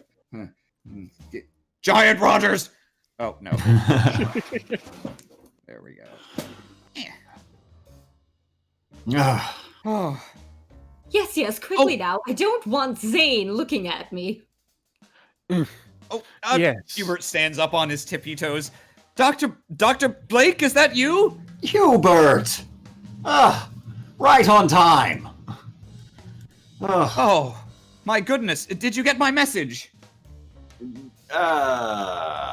The telegram. Yes. We did see that. We did get that. So everything at the museum is fine then. I mean, damage notwithstanding. Yes, thankfully the fire spared all of the consequential art. A few of the forgeries in the basement were destroyed. I'm sorry to say we couldn't apprehend the perpetrators, but, well, there was a lot going on. I found poor Perry tied up in a closet. Yes, it was quite dreadful. I have Hubert here as my savior, and I suppose all of you as well. He's filled me in on what he knows. Professor Rogers? Oh, Professor Rogers, terrible news. Your office. Zane tried to have it blown up. Also, your friend is dead. Oh. Then there's that bit of news as well. Well, I don't know quite what to say. It's a good thing that, well, if everyone's here, I suppose I can tell you what I know. Well, it sounds like you've been doing a fair bit of investigating yourselves. Indeed. Before Who anything are else, these? though, Who are these cultists? These masked men? well, before anything else, now that we're out of that awful theater, I want to thank all of you. Except you, Marksley. Except, yeah, she says that, turns to Marksley, and I suppose I should apologize to you as well. I was very caught up in the moment. It was very hectic, and I saw the gun. It was. Dear, there's no need to apologize. He acted surprised, but I did the very same thing to him the first time we met. Yes, You see, it's quite fine. It's fine. I get punched in the face so many times, I need to even it out. Every time it breaks my nose in a different direction, and then someone straightens it out. Marksley approaches and just like, oh, it's quite fine. It is a rather confusing situation to trust a random stranger in such a situation. I understand. Especially when one has to deal with such a boor as Zane. Yes. Oh, poor Zane. What an utter dunce. I can't believe he would pull a stunt like this even in New York. I suppose he's the least of my worries now. These cultists. Well, I wasn't aware of their existence until very recently. And what I know of them is mostly just what Raymond suspects. Raymond brought me a pair of solid gold bracelets just shy of a week ago. He'd come back very quickly from an expedition in South America and apparently had unearthed them on a dig site amidst some Incan civilization ruins. But the thing is, they're Incan in make. It's easy enough to tell from the goldsmithing. However, they're inscribed, you see. They have this pattern. Well, I suppose I don't really need to. She takes out a piece of paper and begins scribbling on it with a pen that she produces from her pocket. It's something like this. Well, I say something like this. It's exactly this. She scribbles for a bit and hands it to you. And it's sort of like a whole bunch of intertwined circles and curved lines, curving all around the diameter of the bracelet, though she sketched it out in one flat line. This is not any form of writing known to exist among the Incan civilization. Ray sent me a letter saying he had discovered these, and that if these were Incan make, it would suggest they had an entire form of language or communication we were unaware of. but he wasn't certain if it was linguistic or simply an artistic pattern. So he sent them to me. Well, he came back and gave one to me to study. He wanted me to verify its origin and apply my knowledge of the native dialects of the native peoples of South America. And indeed, not Incan. In fact, this looks like a notation associated with the tribe that is actually at the heart of my doctoral thesis, the Qualina Kairi of Central South America, sort of modern-day Brazil. An Amazon-dwelling tribe. I can only conclude that one of the Qualina Kairi must have had dealings with the Inca at some point, and asked them to inscribe this in gold on some manner of jewelry. Do you know what this actually means? She looks around to each of you. It's not writing, per se. It's musical notation.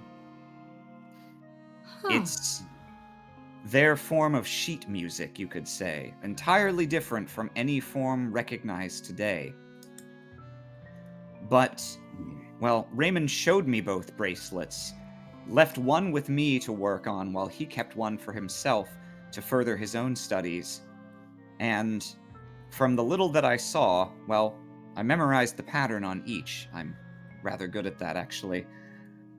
And the two of them together make up one melody. And I suppose we heard one half of that dirge tonight? Oh, goodness. Well, yes, I mean, the opera was certainly... That was certainly Salome. I did some research ahead of time. I know what it's meant to sound like. Heard a recording from a German performance on those gramophones. But that bit at the end... Yes, that was no opera I've ever heard. I don't That's know... an opera I'd hope to never hear again. Indeed. Would I have anything to say with my resolved mysteries check? Yes. So you rolled a 3 on that mysteries. Do you want to fate point anything or go with the 3? I might as well now that I'm dead.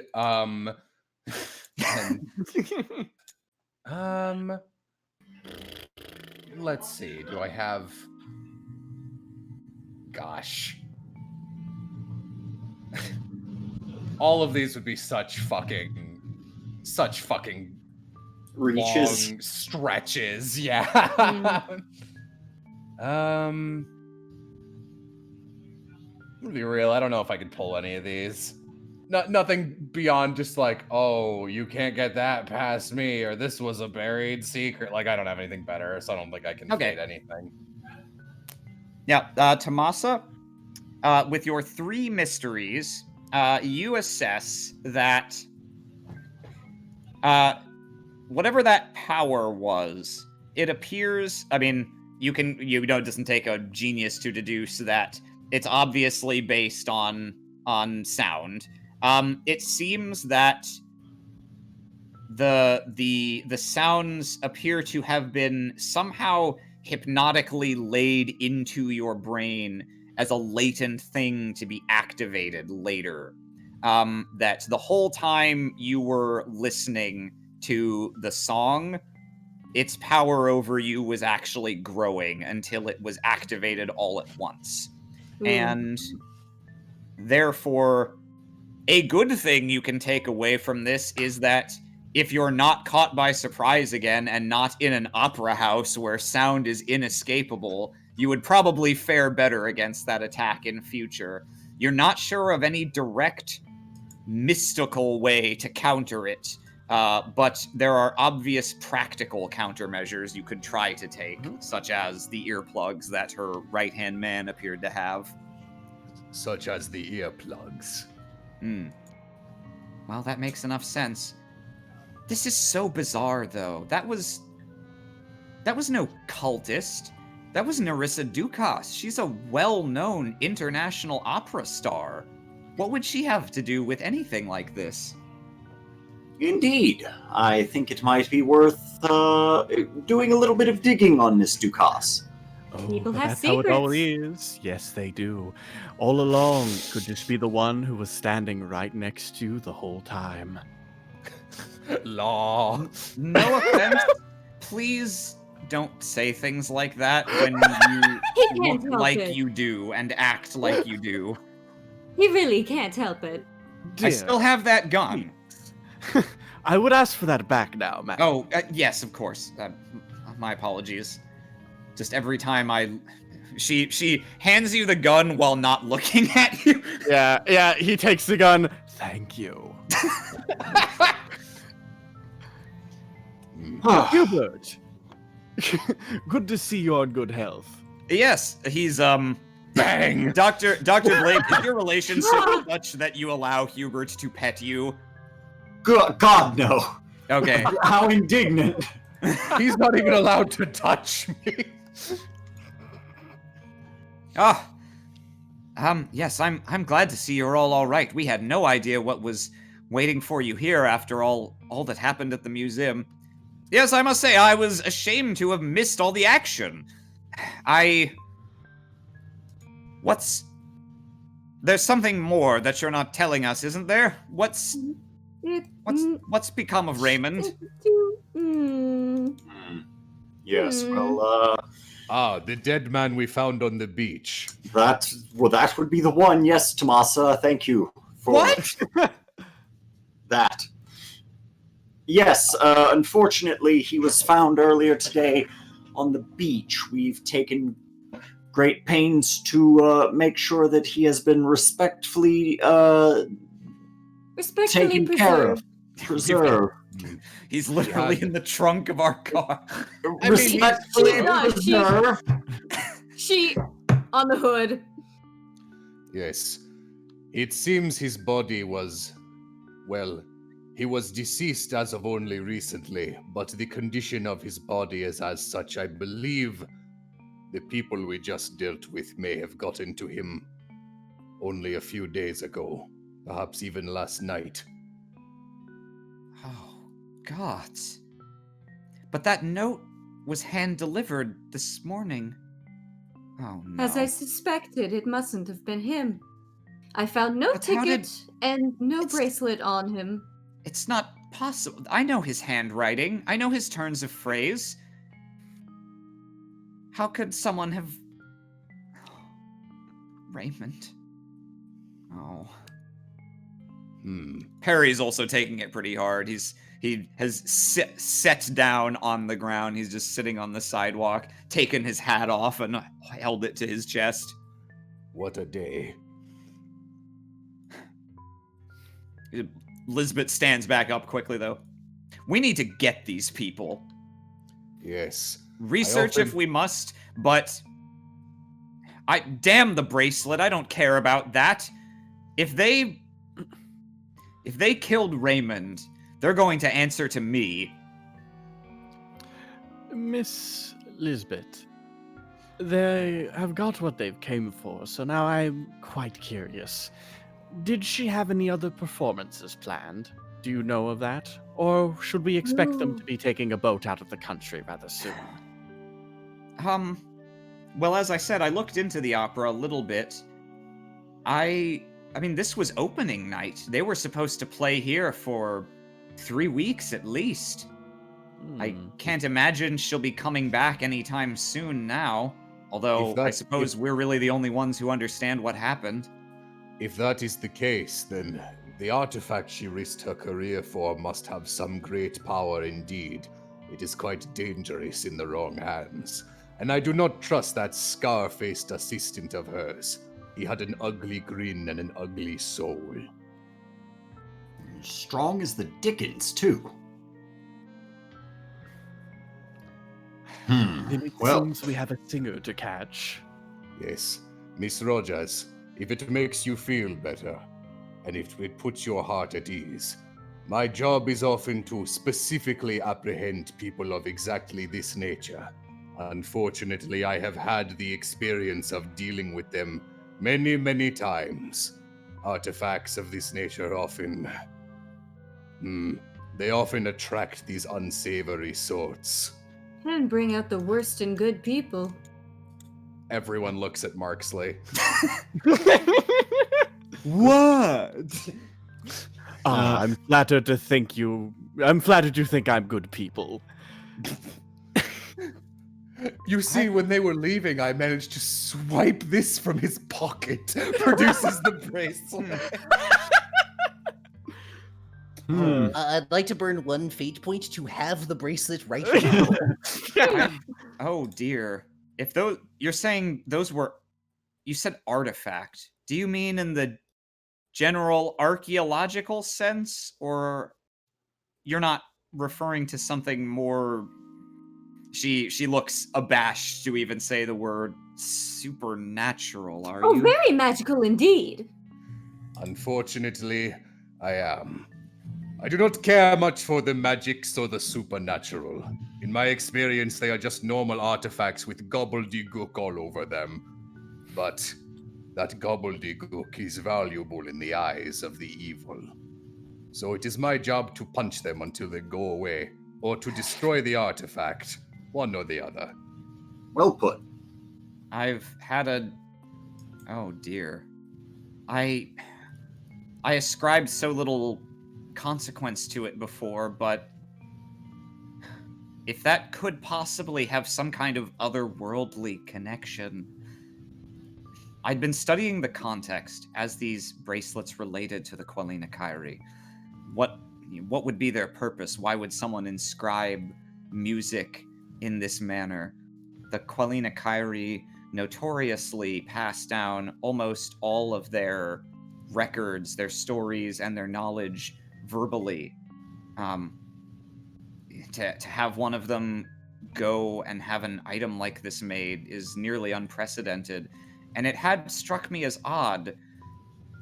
It makes me wonder if there's perhaps some reason why they didn't want to speak that tune aloud.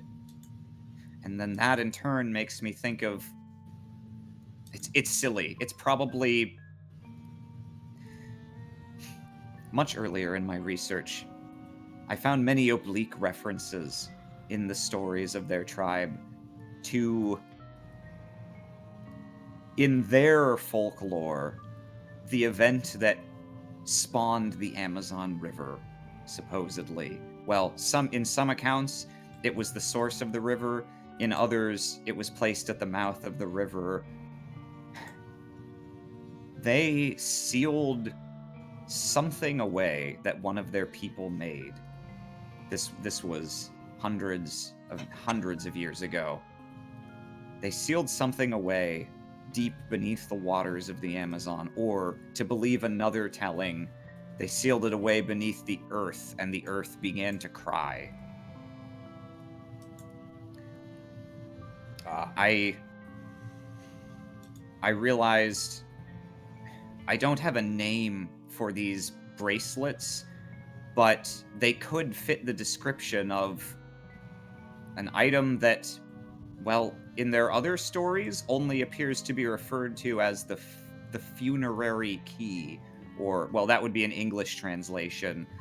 Something that connects with that sealed away vault deep beneath the water.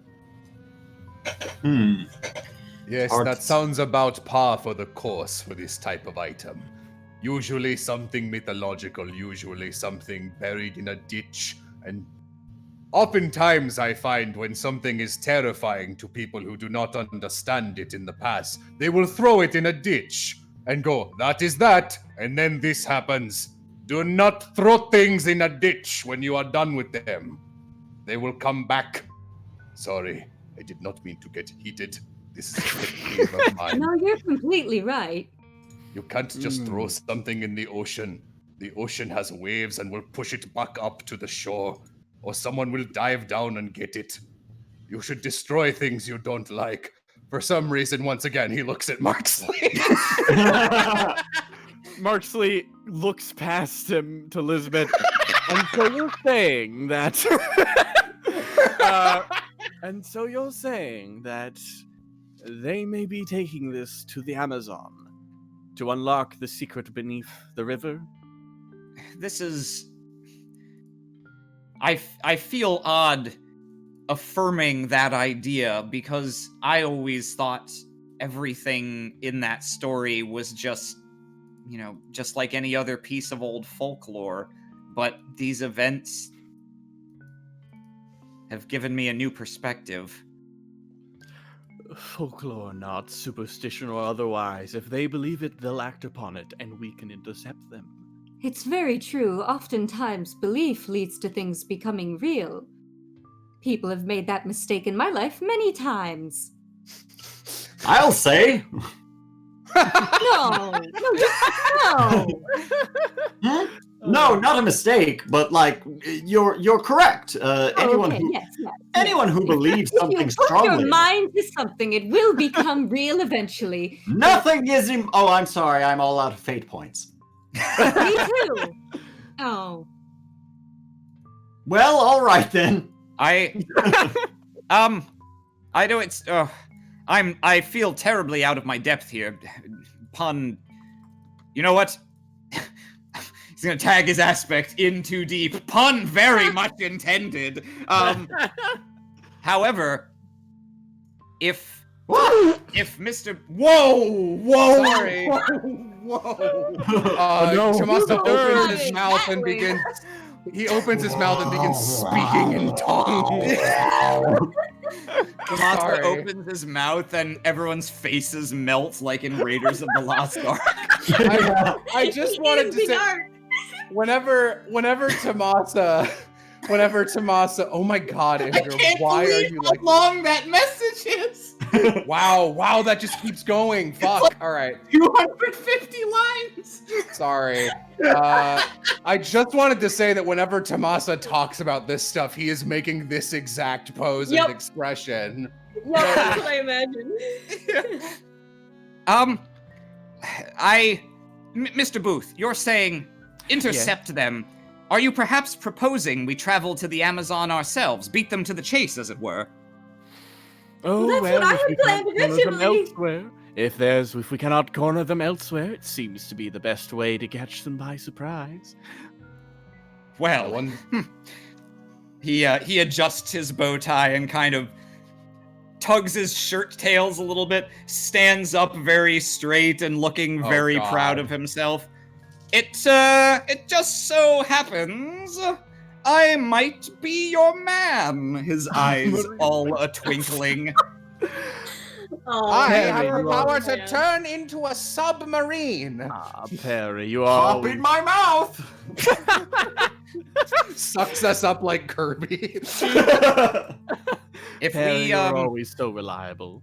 if we charter a seaplane from the club, we can be there lickety-split, and it so happens I have the perfect craft for us to explore the Amazon and look for this alleged vault. Excellent. I haven't gotten to break it in yet. Less than excellent. You're going Well, on a boat. we could make do. We'll find a way. I believe in you, Perry. Ah, back to the Amazon again. How wonderful. Again? Indeed. Indeed, Are you I've scheming to betray the rainforest? I've been there once before. Separate incident. Similar in look. The Cave of the Weremen, as I recall. Yes. Dangerous times. It's where I met Marksley. Yes, Frightful it has been incident, the that is, incident. Hubert. Yes, it was. If you'd like, it may be difficult for us to stay in contact. If it turns out you're incorrect in this hunch, and they strike here, perhaps... Here's what I can do, Hubert kind of plants his fist in his other hand. I can continue to follow up from this side and see if I can dig up any leads on this international superstar, this Nerissa Dukas and her right-hand man.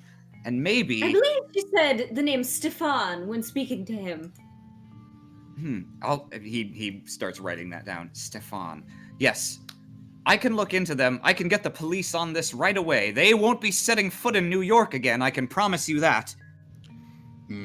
It may be good to look into how she actually traveled to this place, and if she may be traveling away in the same craft. He looks at Perry, trying to even imagine what he has in mind for a Monica's doing the watercraft. same thing. She cannot comprehend something that is not a boat or a plane. Even those were a lot for her.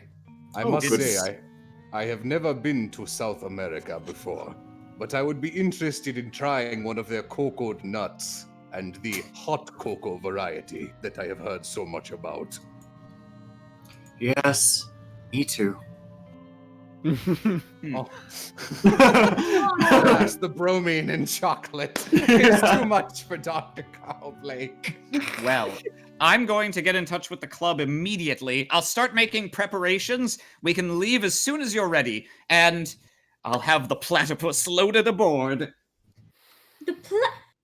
Isn't that one of those adorable, remarkable little Australian creatures? He puts his hands on his hips and kind of sways back and forth with each syllable of this, beaming with pride. Travels on land and water. Lays eggs. Mine doesn't do that yet. Lays eggs? No, I don't believe that. Impossible. You are making this up. No, it's true. We had thought them not real as well. They were a part of circus shows back in my day, but apparently they were real. They had done the same thing to those little creatures with the shields on their back, the armadillos. Turtle. Oh.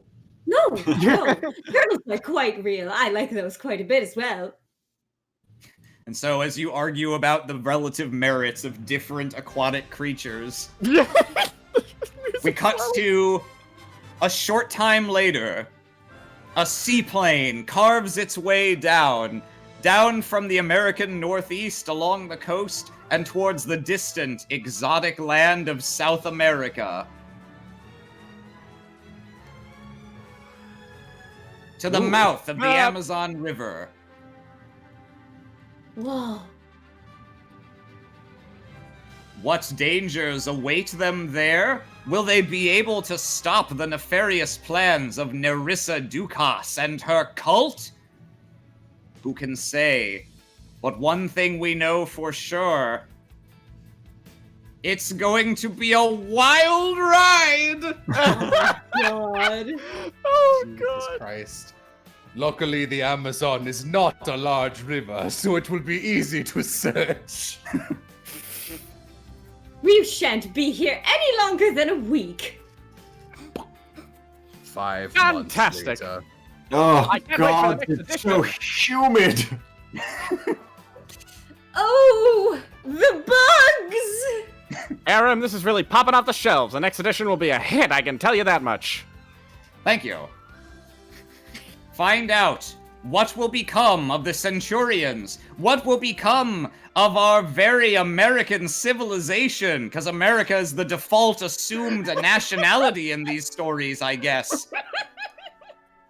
What of the nefarious cult? What of Raymond Peake's legacy? And what of the promises he left behind for Professor Rogers? Will our heroes be able to put a stop to their nefarious deeds, or will they be pulled under? Find out next time in the thrilling conclusion of Spirit of the Century, Dirge from the Deep!